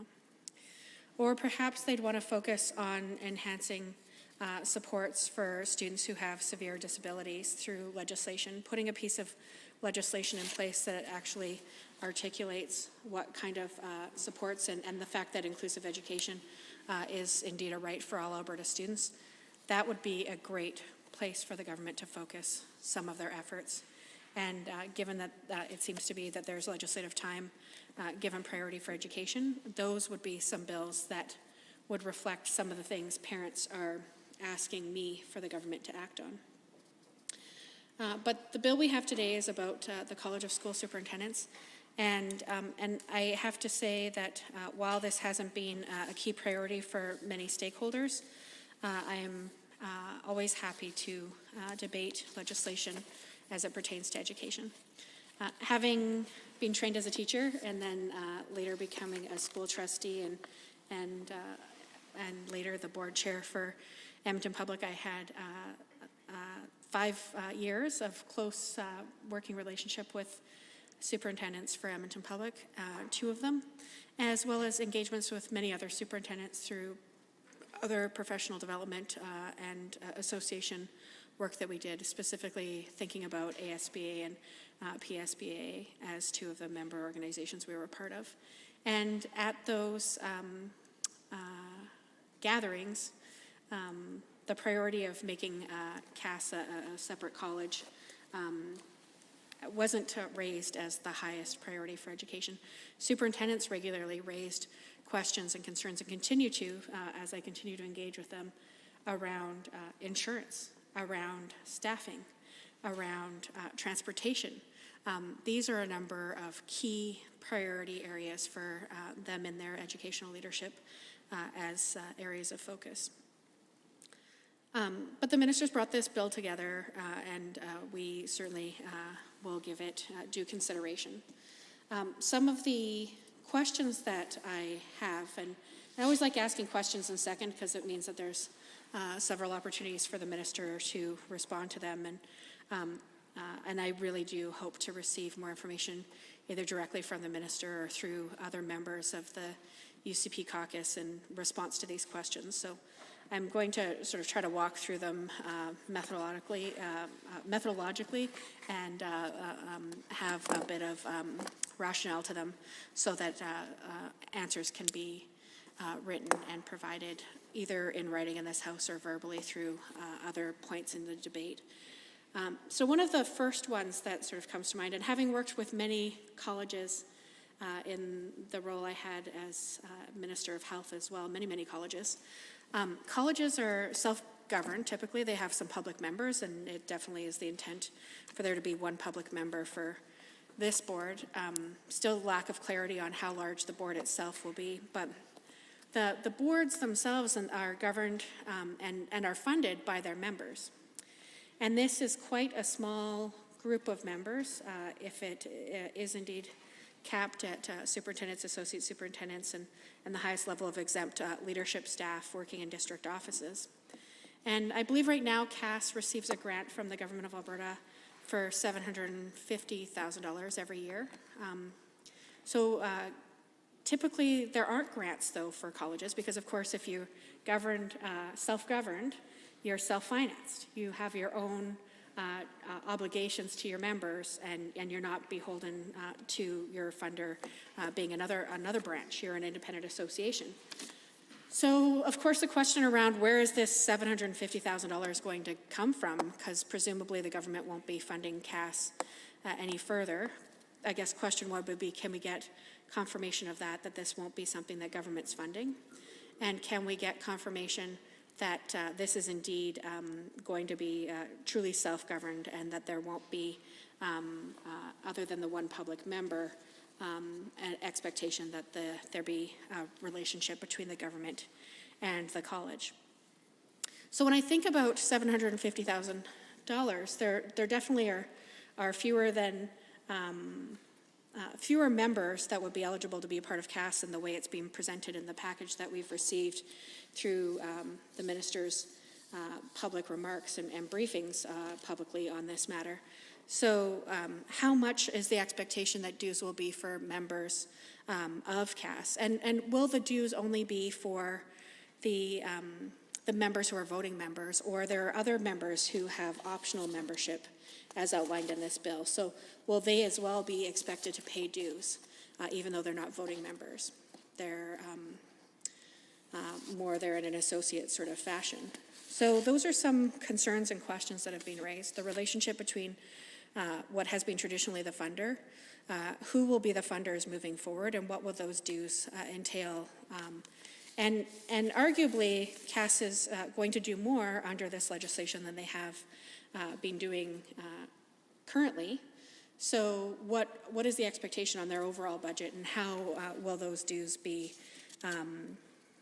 allocated down to its members? And I definitely have those questions, as well as questions around the budget, around who it is that's going to be paying the dues, because I know that some superintendents have written into their current contracts that their association dues are paid by the school division, by the employer. But of course, the employer gets money to meet the needs of all students, so we wouldn't want to see excessive dues be taken out of board allocations that are supposed to be passed on to students. We talk about that often in this place. So ensuring that the allocation that's given to the district goes to the classroom and not towards paying association dues would be a big concern for me, and I would love to get clarification on that matter from the minister or designate. And there is one area that I think the minister and the communications team anticipated would come up, and that is definitely the question around school leaders. And in the public-facing documents that were released, there is a reference to the act will apply to superintendents, chief deputy superintendents, and other eligible teacher leaders employed in central office positions in school jurisdictions across Alberta, implying, and I'll be happy to table these tomorrow or pass along the link to Hansard, implying that this isn't for school leaders, people who are principals, assistant principals, department heads, who have teaching assignments in schools. And when I tried to tease that out a little bit, It seems that teacher leader in 17 sub 1 sub C, which is on page 13 of the hard copy, a teacher leader is defined further under the Teaching Profession Act. So, of course, there would be a conflict if somebody was a member of both the teaching association and the CAS, the college. So making sure that there's that clarity, and I believe that through the communications documents that were created, there's a desire to leave principal and in-school leaders as part of their current association, but move central exempt staff into CAS. So we definitely would want to see a commitment to that through the actual legislation rather than just through the regulations under the Teaching Profession Act. And that's something that I'm working on an amendment to that regard, and sincerely hope that the government accepts it in good faith or even puts forward their own amendment. Sometimes that happens. Government will hear an idea from opposition and decide to put forward the amendment on their own. I would support that.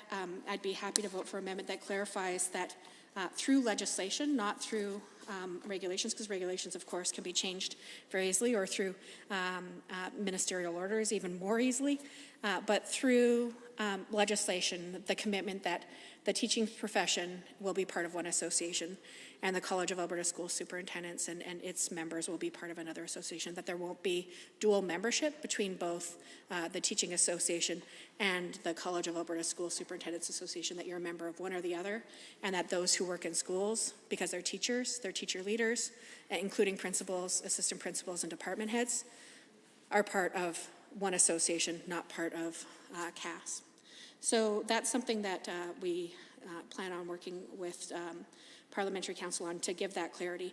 And I think if we are to take the communications documents and the Q&A that happened in response to that for what's being printed, I think that that's the government's intent right now, so I would really love to see that enshrined in law rather than something that is at the point where it could be interpreted differently. So through change in regulation or a ministerial order. So that's definitely one piece that I would love to hear some response from government members with regard to.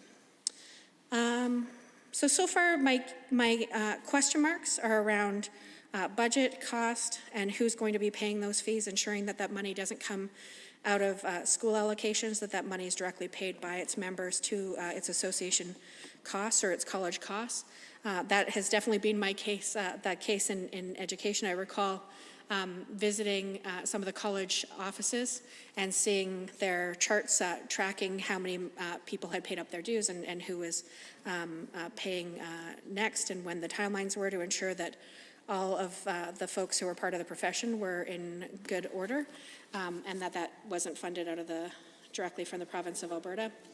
And making sure that there's that clarity between the professional association for the College of School Superintendents and the Association for Teachers, that there not be dual membership.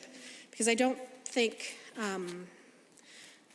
other than the only situations I can sort of think of are firefighter, paramedics, where you were doing two different professions to one employer. I don't think the profession of being a school leader, I don't think it's a parallel to being in two different associations. So making sure that there's that clarity. And again, there are many bills that I think parents would love to see come forward in this place. I think many of them would focus on sustainability for education, making sure that students, disabled students in particular, have the supports that they need to be successful, making sure that we are addressing the education gap that exists between high school completion and post-secondary participation, supporting a smoother transition and supporting students in their quest to acquire a full range of knowledge to be able to support them through their lifelong learning and their employment and further professional development. I think all of this speaks to an opportunity we have to work together to bring forward legislation that would ensure that we have opportunities to support students, to support schools. So I definitely look forward to having an opportunity to bring forward some amendments and to receiving responses to the questions that I think are fair and brought here with respect. around the financing and the membership of CAS as we move forward. I think that superintendents provide a significant service to the people of Alberta. Not many school leaders have an opportunity to become a superintendent, but it is something that is certainly an honor and a distinction in the province of Alberta. And it isn't something that you get a specific certificate in. When I think about some of the health professions, paramedics, for example, have a specific skill set that they study in post-secondary for. Nurses, LPNs, and RNs have specific skill sets that they acquire, specific training, and a certificate that accompanies that. Dental hygienists, for example, their college was one that I had the honor of working with quite a bit. They have a specific certificate, and then that qualifies them to be part of the association. Same with teachers. You get a teaching certificate, you get a teaching degree and a teaching certificate, and that becomes your membership in that association. To be a superintendent, you need to have a teaching certificate, you need to have a master's in something, it doesn't even need to be in education, and you need to be hired. Those are sort of the three criteria, and you're chosen by your local board to become that school leader, or if it's a private or charter school, rather, I guess you're chosen by the organization that runs you rather than the public Catholic or Francophone elected boards. But it is different people will have different educational backgrounds and a different work experience, but I appreciate the call to having some consistency around professional development once people are in those positions, to be able to support them as being the chief employee of a board, but also the chief educational leader for that entire district. It's a huge honor and a huge responsibility. The same for associate superintendents and other district leaders. Their expertise and their desire to continue in lifelong learning, I think, deserves to be celebrated and honored. Again, the questions remain, though, around budgeting, reporting, and membership, because I think that there are some very big loopholes potentially in place in this bill that could very easily change the membership significantly through small changes in order and council or regulation, and certainly hope that that's not the intent of this government or any future government. Obviously, when we pass a bill, the intent of the mover today matters, but the actions of the people in positions of power down the road as well also matter. So I think for us to do our best in this place to demonstrate a desire to have the bill match the communications documents, I think we have a real opportunity to bring forward a few very focused amendments and answers to the questions that have been asked to ensure that all Albertans see that we are indeed committed to ensuring that educational dollars don't go towards funding professional college, and that membership indeed be separate between those who are teachers and teacher leaders and in-school leaders and those who are part of CAS. And I think that those are the two main areas that I really wanted to focus on in this bill in particular. Again, I appreciate having an opportunity to debate an education bill. I sincerely hope that the next one is focused on closing some of the learning gaps that have been created in particular over the last 2 years through the decisions that have been made around funding. I think that we would be wise to bring forward a bill that demonstrates a commitment to the people of Alberta to adequate funding to meet students' needs, sustainable and predictable as well, but adequate really needs to be the first word that we refer to when we talk about budgets and when we talk about supporting students in their learning and their educational goals. And I think it would also be beneficial to superintendents if this place was focused on the work we do to set up fair policies and fair funding models to ensure that all students have an opportunity to succeed in our school systems. That, I imagine, would be something that superintendents would be very excited by. But today it's about their college, so I want to recognize that they have been wanting this, I imagine, for a while. And I want to, again, state that generally I'm supportive of the idea, but I do have those very big questions that remain around funding and membership. And specifically, I don't think that Alberta students should be paying for the operations of a college. If it is indeed an independent college, I think it should be funded independently.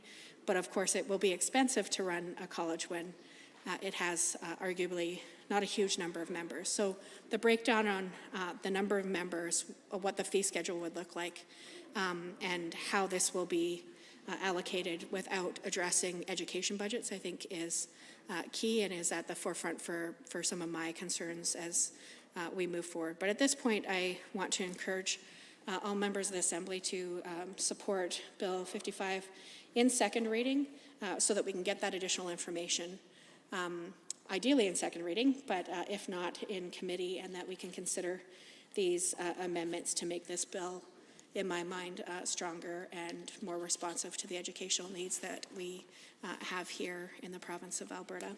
This has been a day of considered debate on a few different issues. I'm grateful that we have the opportunity to share ideas and work to make the province stronger. Thank you. Are there any other members wishing to speak? I see the honourable member for Edmonton-Rutherford. Thank you, Madam Speaker. I appreciate the opportunity to speak to this bill. As an individual who was part of a professional association for most of my working life, in my case, the Association of Registered Social Workers, I'm always interested to see what's happening in other professions and the movement toward creating colleges that are intent on ensuring the well-being of the recipients of services in particular areas like social work, or in this case, schools. So I'm happy to address a few things, and I do have a few questions. Some have already been pointed out a little bit by the previous speaker, but I may make reference to them, but I have a few other things, and I'm just hoping the Minister will have an opportunity to address as we move on.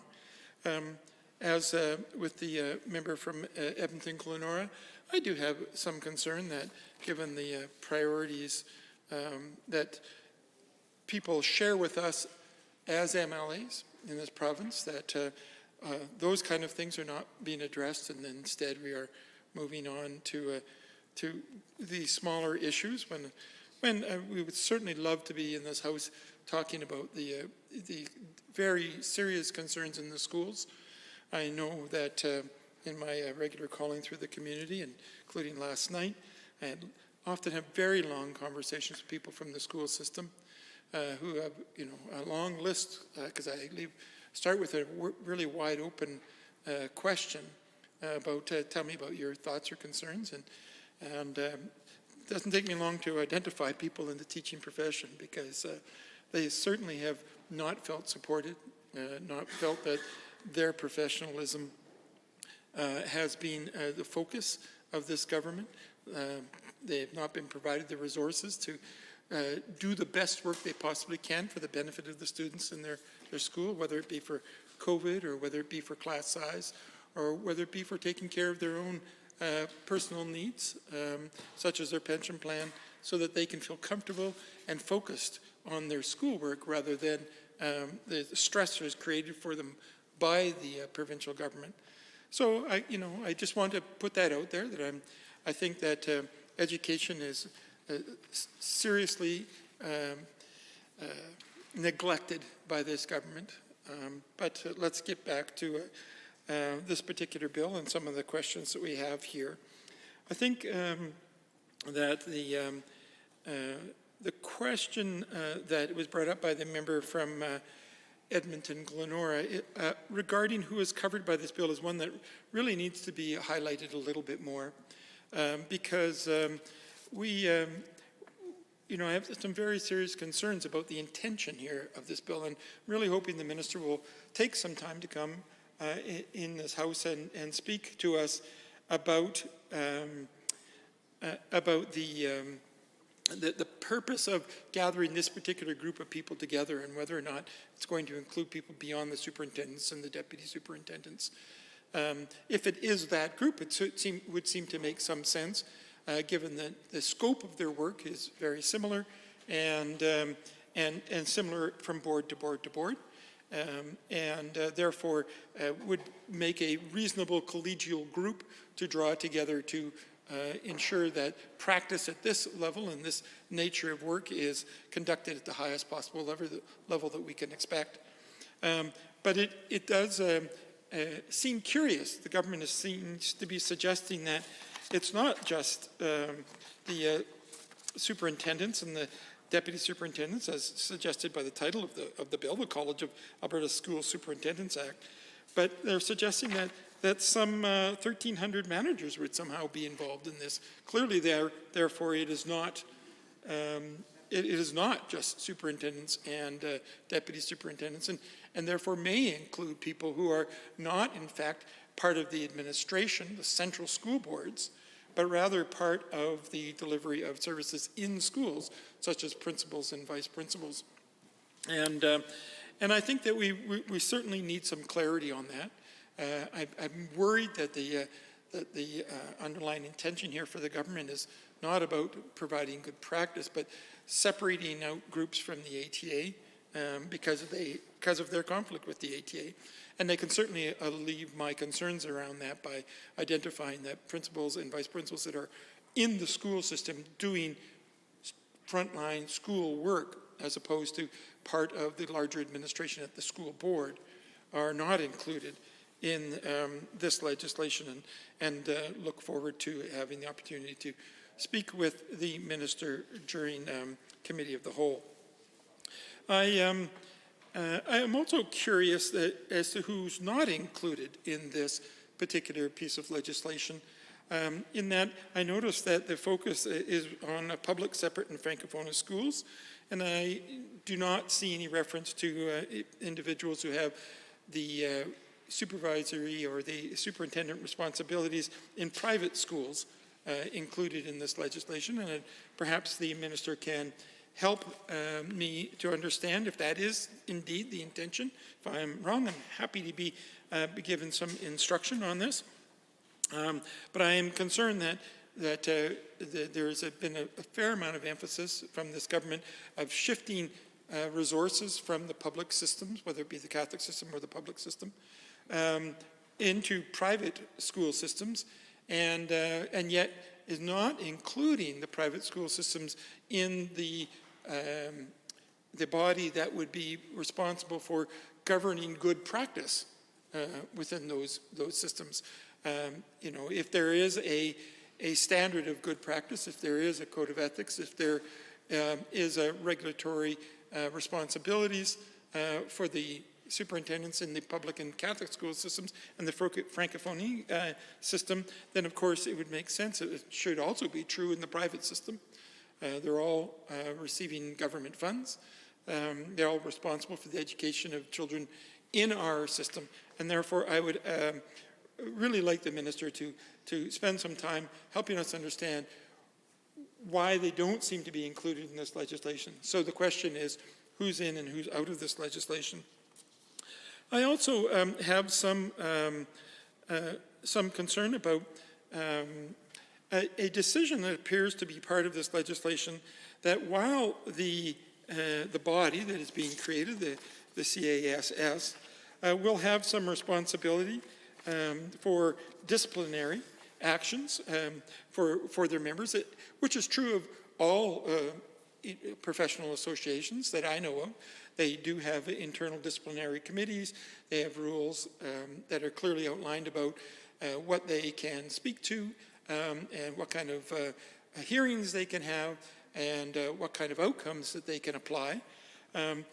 In this one particular case, seemingly outside of the normal pattern for these sorts of bodies, the government seems to be determining that while the disciplinary committees of the CASS could determine whether a superintendent was guilty of a serious misconduct, they cannot actually suspend or revoke the professional certificate of that superintendent, but rather that can only be made as a recommendation to the minister.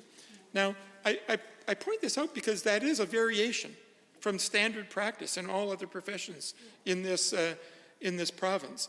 If you are a psychologist, for example, or if you are a doctor, or if you are a nurse, or if you are a social worker, your professional association has not only the right, but the responsibility to pay attention to your practice and to ensure your practice is consistent with good practice in this particular field, and that they have to have, by legislation, a set of rules by which they will govern that practice, and a set of rules by which they will examine complaints of misconduct, including the application of appropriate acts such as requests or demands for further education or some other kind of activity, including up to suspension of their participation in the body at question, whether it be the Professional Nurses Association or the in this case the School Superintendents College of Alberta School Superintendents Association. So I just would love the minister to come forward and to explain why there is this odd exception in this particular case, and just provide us some justification for that, because it doesn't seem to have face validity as to why someone would want to do this. I would certainly like to know whether or not the CAASS will be responsible for ensuring that the superintendents remain consistent in their behavior with the professional code of ethics that is presently used by the ATA. But having removed them from the ATA, I would assume that they're no longer responsible to the ATA requirements, and therefore no longer following the particular list of code of ethics as defined by the ATA, and instead would be replaced by something else. Does that mean there is responsibility for this professional association to either wholly adopt the ATA code of ethics or to design their own code of ethics specific to the members of their community?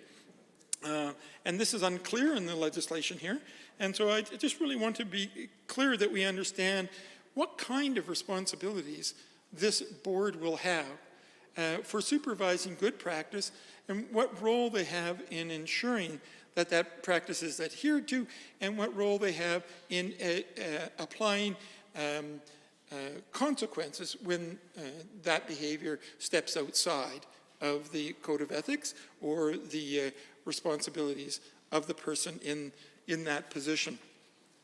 So if the minister could, at some point when they have an opportunity, perhaps during a committee of the whole, come back to help us understand why this board is being set up in a way that is slightly different than other boards of a similar nature, and help us to be sure that we understand that indeed these members, while being separated from the ATA, are not somehow being freed up from the responsibilities that they had while they were members of the ATA, or at least are responsible to a similar set of code of ethics and practice requirements. And perhaps some of that will be defined later in regulation, but the minister certainly would be thanked for providing us with that kind of information. I also just want to know a little bit more about the requirements for the members who are participating in terms of ongoing education and practice, and would like to know whether that will be established by this board, or will that be established by the minister. Seems to be the minister has a role here that they don't normally have, and so I just want to know who's defining good practice, who is defining what ongoing education is, what responsibilities do people have to demonstrate to this committee, this board, their fulfillment of all the obligations. And so I look forward to the opportunity to have these kind of conversations in future with the minister, and at this time I would seek an adjournment of debate. Thank you. Honourable members, the Honourable Member for Edmonton Rutherford has moved to adjourn debate. All those in favour, please say aye. Aye. Any opposed, please say no. In my opinion, the ayes have it. That motion is carried and so ordered. Under Government Bills and Orders for second reading, Appropriation Supplementary Supply Act 2021, adjourn debate, Mr. Ellis. Honourable members, is there anyone wishing to join in the debate? The Honourable Member for Calgary Mountain View. Thank you very much, Mr. Speaker, and I'm pleased to rise and to speak to supplementary supply today. I think there's a number of things that I would like to raise with respect to this matter. I think probably one of the biggest is with respect to the concerns of my constituents. So, Mr. Speaker, we're all sent here to represent various people throughout the province. In my case, it happens to be Calgary. And, you know, a city in which I've pretty much lived my entire life. And the concerns of my constituents tend to be centered, particularly right now. Obviously, everyone's concerned about their health, but I think on a day-to-day basis, people are really worried about jobs, they're really worried about costs, and they're really worried about their kids. So this pandemic has been, I think, a strain on us all, and it's a strain in many, many ways. You know, we're not around each other the way that we once were around each other, and that's difficult for most people, and I think that makes us all a bit more reactive than we otherwise would be, and that makes everything we experience a little bit more stressful. But particularly for those with children, this pandemic has been very difficult because of the unpredictability. There's very little that's more difficult for folks than unpredictability. And because, you know, every time a child gets a cough, every time they're exposed to someone in a class, suddenly they're staying home. And the same is true of kids in daycares. The same is true of preschools, sort of all over the map. So that's challenging for people to deal with. At the same time, we really are seeing a jobs crisis in this province. You know, we're lagging behind significantly in Alberta, which is not the position in which we normally find ourselves in terms of jobs or economic growth. So that's a big concern to people, and that is probably top of the list of priorities of things that my constituents want addressed. And now certainly a lot of the factors that have impacted that are outside of the control of government. But there are some things which are within the control of government. And certainly when we talk about, and I think the members opposite have recognized this as well, when we talk about jobs, a lot of that has to do with attracting investment. And attracting investment, well, the challenge we've had with investment here in Alberta is that a lot of large banks, a lot of insurance companies, a lot of sort of major investment places are kind of having, well, they're having concerns, ESG concerns, and those concerns are environmental, social, and governance concerns. And some of those concerns are not exceptionally well-founded. And of course, you know, people have the right to make their own decisions. They have the right to make them for whatever reason they want. But actually, we have very good and strong ESG here in our environmental, in our energy sector. What we haven't maybe done historically is always a great job of communicating that. So I think for years it was ignored. And then there were attempts made to prove to the world over the course of a brief 4-year span that Alberta was taking these things seriously and to demonstrate to the world just how good our record was and just how much our government and our companies were doing to improve that record. And unfortunately, we have seen sort of a return to the days of old where we're not doing a good job of communicating again, where instead of working with people to demonstrate to them that their concerns are factually incorrect, we are instead attacking them and name-calling them and doing a whole lot of things that really just don't advance our cause very effectively. So that's another big concern. And at the same time, we're seeing huge concerns around costs. You know, I've spoken a lot in this House about the sort of increase in income inequality and the effects that that's having, but it really is beginning to have effects because the cost of so many things is going up, and the cost of sort of wages of middle-class workers is not, and low-income workers is not keeping pace with that growth, that people's lives become more and more difficult. So, you know, the cost of insurance is going up, the cost of electricity is going up, the cost of housing is often going up, and there's all these sort of little costs associated as well with the pandemic that are going up for people. So that's a big concern for people. Municipal taxes also going up because of decisions that this government has made that are impacting people throughout the province.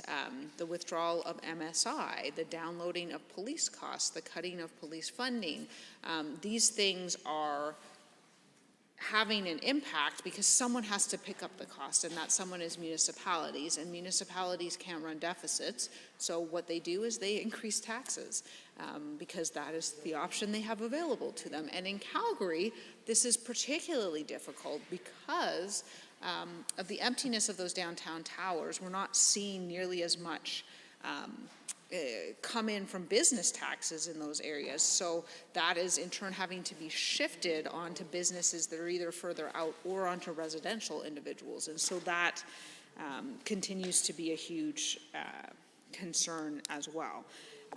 So I think my biggest concern with this is what we don't see in here, which is to say that we don't see really much to address any of those things, much to address people's concerns around their jobs, in terms of attracting investment, in terms of diversifying our economy, in terms of doing the things that are necessary to kind of modernize our economy and recognize the position we're in so that people can get back working. We have an incredibly smart and talented population here. It wouldn't take a lot on the part of this government to help that out. In fact, the government has recognized it. They talk about how tech had a banner year in 2019. Well, yes, tech did have a banner year in 2019 because job growth follows programs that are meant to incent that. So in 2017 and 18, the NDP government did an enormous amount to attract those companies, and so we saw that boom in 2019. And they talk about how that fell off in 2020. Well, yes, it fell off in 2020 because in 2019, the UCP government cut those supports and cut those investments and cut the very things that were attracting those businesses. So that's definitely a concern. We also don't see anything in here to address my constituents' concerns around costs. We don't see anything to offset the increased cost of municipal taxes because this government is downloading costs onto municipalities who have no other recourse. We don't see anything to deal with electricity costs that are increasing on my constituents. The government certainly has allowed insurance rates to skyrocket, which is a challenge again. So we see all these little costs going up and up, while at the same time, people's income is remaining stagnant or even decreasing because of incredibly high unemployment rates and unemployment rates that are remaining high. Now, certainly we're going to see some of that recover, but Mr. Speaker, we're not going to see employment rising back up to 2018, 2019 levels until 2024. until after the mandate of this government. So that's a big concern. We also don't see anything in here to deal with their concerns around their kids. So certainly, like I've said, it's stressful. It's stressful to have this unpredictable situation where you don't know if your kids are going to school on any given day. And you know what would make that a lot better? Smaller cohorts, because smaller cohorts means they're in contact with fewer students, and fewer students means less self-isolating. Yeah. So that's a pretty big deal. So of those, I would say top 3 concerns that my constituents have, there is absolutely nothing in here to address any of them. Point of order has been noted. The Honourable the Deputy Government House Leader. 23B, in terms of relevance, I certainly appreciate the comments. I just haven't heard anything about second reading of 59 at this point, and would certainly welcome those comments, but at this point, haven't heard anything relevant for the last 5 minutes. So, the Deputy, or the Opposition House Leader. Thank you very much, Mr. Speaker. I would have to disagree with the government Deputy House Leader in this case because I have been listening with interest to my colleagues' comments. We are debating the supplementary supply bill, which asks for additional funding for the year that we are still in for another 10 or so days. And I've heard the member from Calgary Mountain View talk about the types of spendings and investment that her constituents would like to see from this legislature and from this government. Those would be things that would be in the supplementary supply. That they are not, I think, is an important matter of debate for this legislature to consider. So in my estimation, I don't believe there's a point of order, and I look forward to your ruling. I concur. There is no point of order. The Honourable the Member of Calgary Mountain View. Thank you very much, Mr. Speaker. Carrying on, as I was saying, my concern, again, with this bill is primarily not so much what is in it as what is not in it, which is to say those things which would address the concerns that my constituents have in these areas. Mr. Speaker, at the same time, we sort of see funding continuing for a number of initiatives. The War Room, for one, which was certainly something we attempted to cut from future years, that are not helpful. And again, as I was, as I was commenting, I think one of the big concerns we have here is not just that we're failing to maybe spend money to attract investment, but that we also appear to be spending money to repel investment, if you will. And I think that that's quite problematic as well, because again, if I had to list the top 3 concerns that people in my constituency have, it would again be certainly around the pandemic, but also around, jobs, around costs, and around kids. So all of those things, I think, are, incredibly concerning. I think as well, we've sort of seen the government drag its feet, shall we say, on a number of investments that the federal government is making that could certainly go to support individuals. So certainly one of them was, benefits to frontline workers, that additional money, and they've made the program difficult to understand and difficult to apply for. It's been delayed for a really long time, and that's money that could have gone not just into those people's pockets, but as we know, when we're talking about lower income workers, they are significantly more likely to spend that money in the local economy. And that doesn't just support them, it supports small businesses, and it supports their fellow Albertans who work at those small businesses and who run those small businesses. And so that as well is a big deal. When we come out the other side of this pandemic, I don't want to be in a world where small businesses have disappeared, where it's nothing but large corporations sort of on the landscape. And so I think those are very big and very legitimate concerns, and I think that they're not addressed. So when we see a government coming forward asking for a large amount of additional money, but that large amount of additional money isn't going to address the concerns of Albertans, I think that's problematic. Certainly we have seen some increased spending with respect to health. I don't think that that's necessarily a bad thing. Obviously, no one's going to claim surprise that the cost of the pandemic has increased that budget line item. So I think that is all legitimate. But I do think that, we're in a position where we're, 10, 15 days out from sort of the end of the year, and we're dealing with a situation in which we have federal funds that haven't been utilized yet, and I think it's a legitimate concern. Now, hopefully, the federal government will roll that money over, but I don't think there's any way to state with certainty that will definitely happen. I certainly hope they do. And we are seeing some investment, most of it again coming from the federal government, but that will go to support Albertans.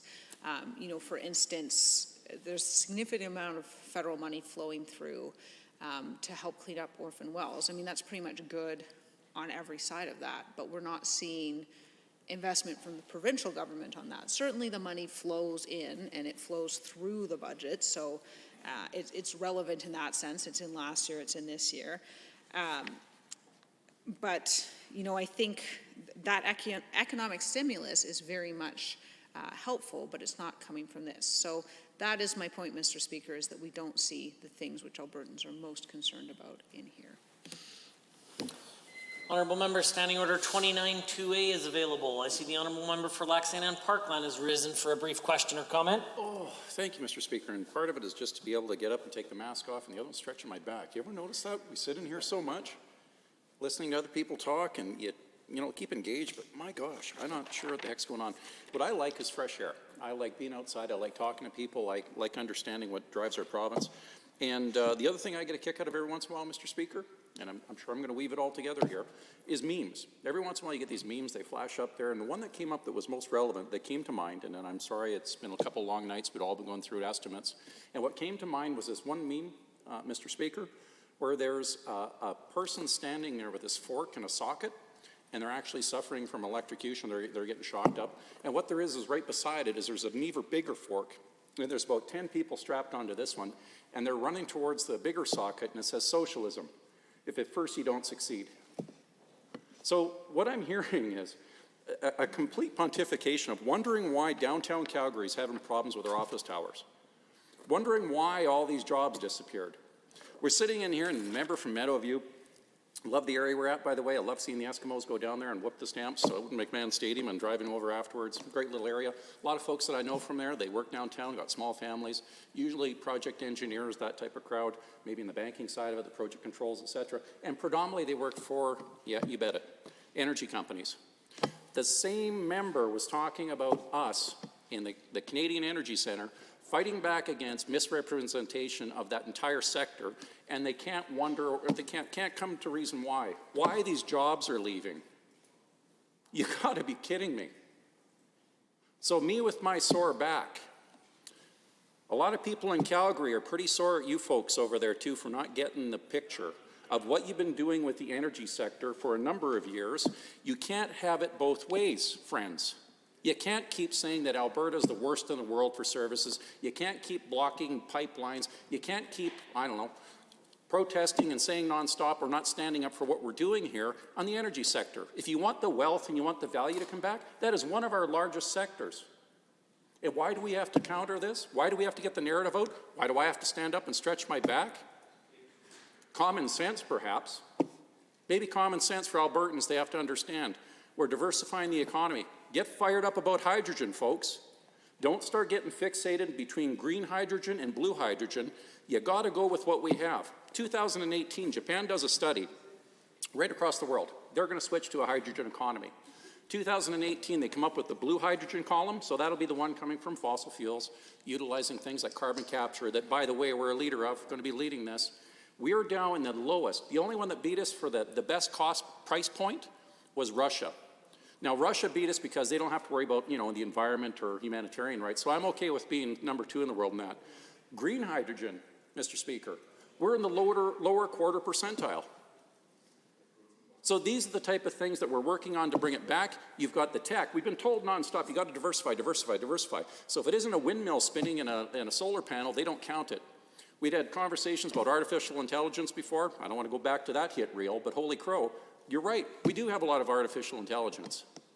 We have a really good community that's working on that. We've got ingenuity that's coming place in the aerospace sector. I've got electrical engineers, I've got coders, I've got mechanical engineers doing skunk works type projects that are going to be taking there. Next thing you're going to hear about is the Arctic strategy. Guess what, folks? Cold War isn't over. It just went on pause for a while. So when you're pontificating about how these jobs and what's going to happen, maybe sit down, have a good conversation with us over a nice cup of joe, and I'll explain to you the rest of how the province works. Until then, I'm going to give you some more time and I'll sit down. The honourable member, I did provide a cautionary tale at question period today about speaking through the chair. You might say they might like to have a cup of joe with me, but I think that a reminder for us all to speak through the chair will add to the level of decorum. The honourable member for Lac-Saint Anne Parkland. Yes, absolutely, Mr. Speaker, and I apologize for that. New back here again this week and pretty fired up in that dialogue, obviously. So I would offer that they, being the opposition members, if we could drop some of the partisan stuff that takes place in here, to your point in the decorum, to actually sit across the table and understand that we're not so different. We're not so far apart in as much that offers have been made before by the member from, Rutherford? For him to go out and help me engage with community leaders, I would offer the same for him.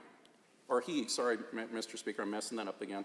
For members opposite, whichever MLA or representative or jurisdiction they're from or constituency, to maybe come out to God's country.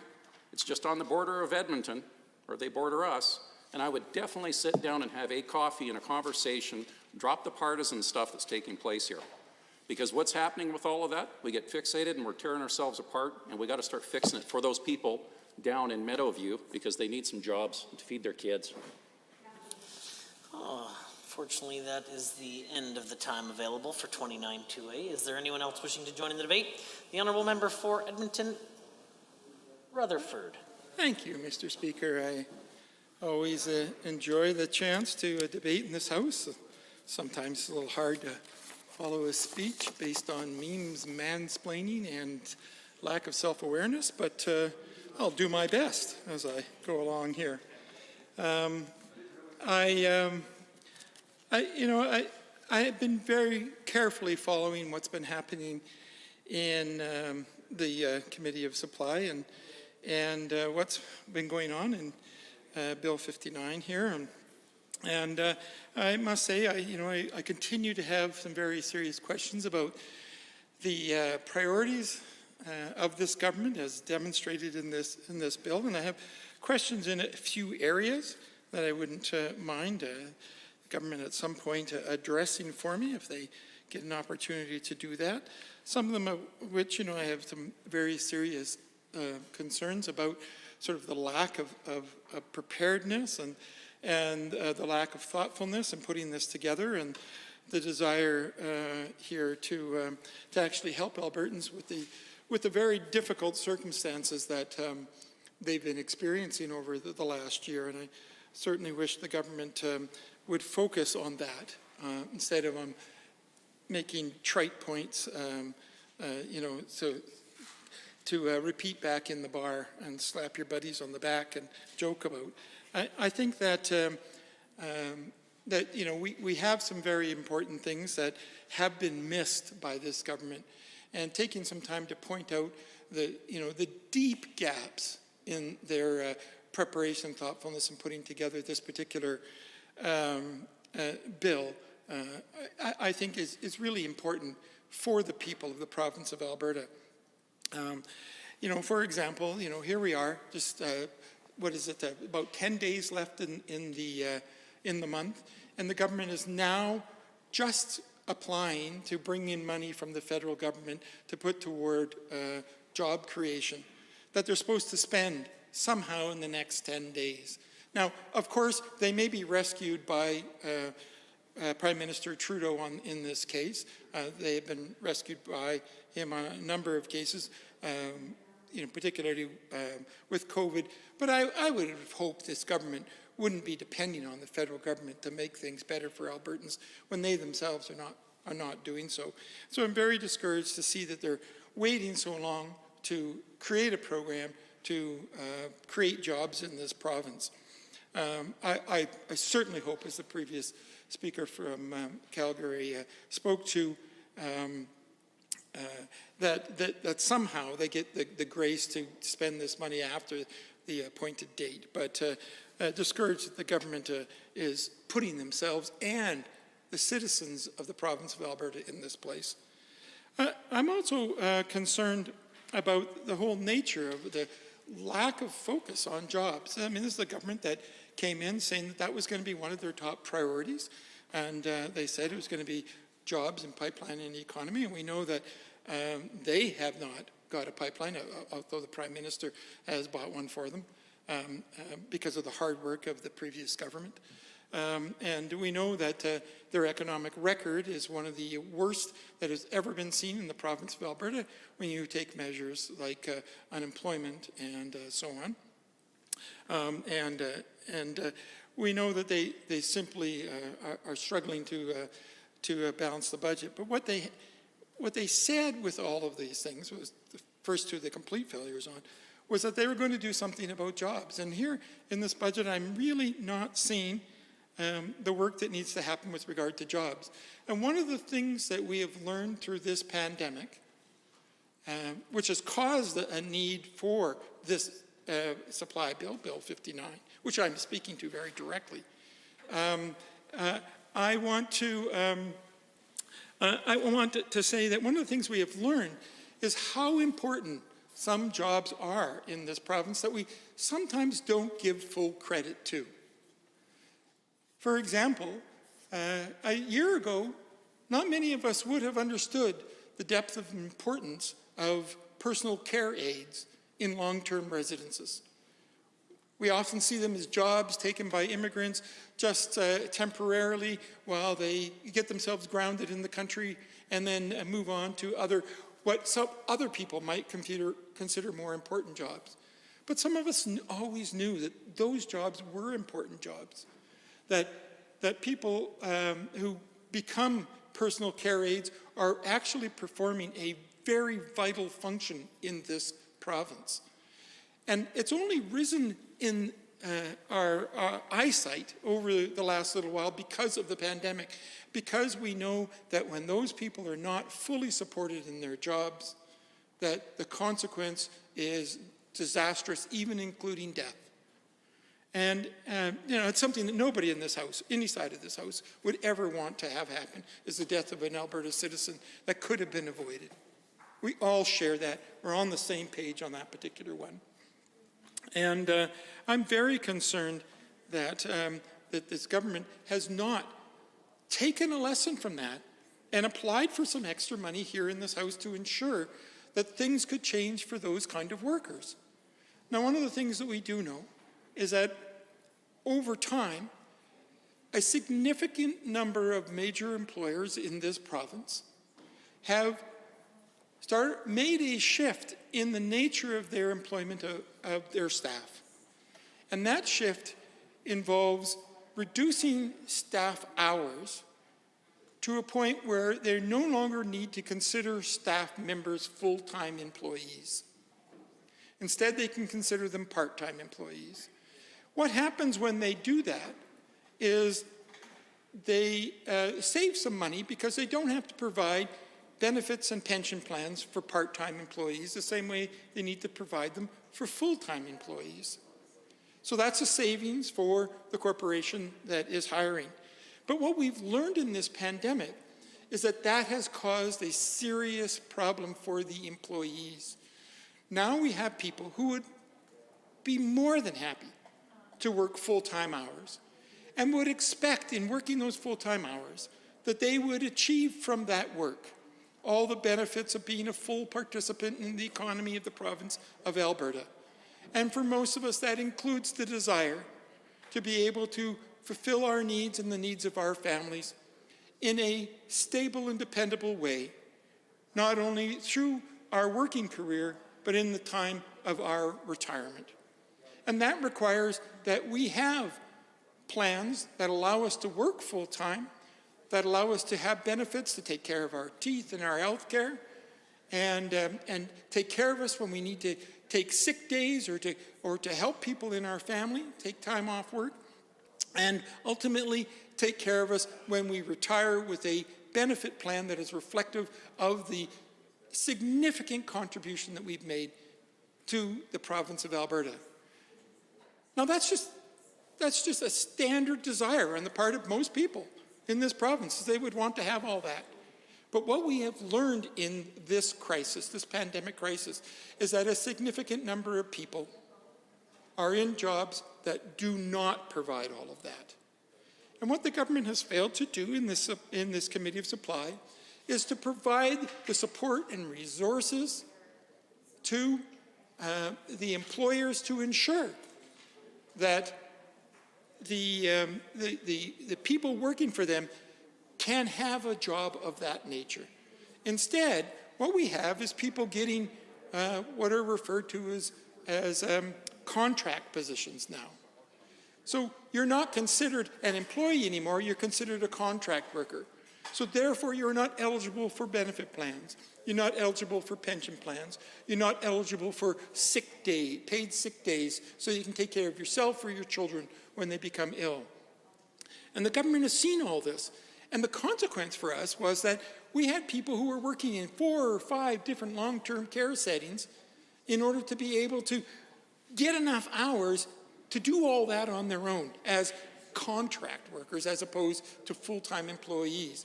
They're actually working full-time, but they're not getting any of the benefits that society has to offer for people who devote themselves to the well-being of the province of Alberta with full-time effort.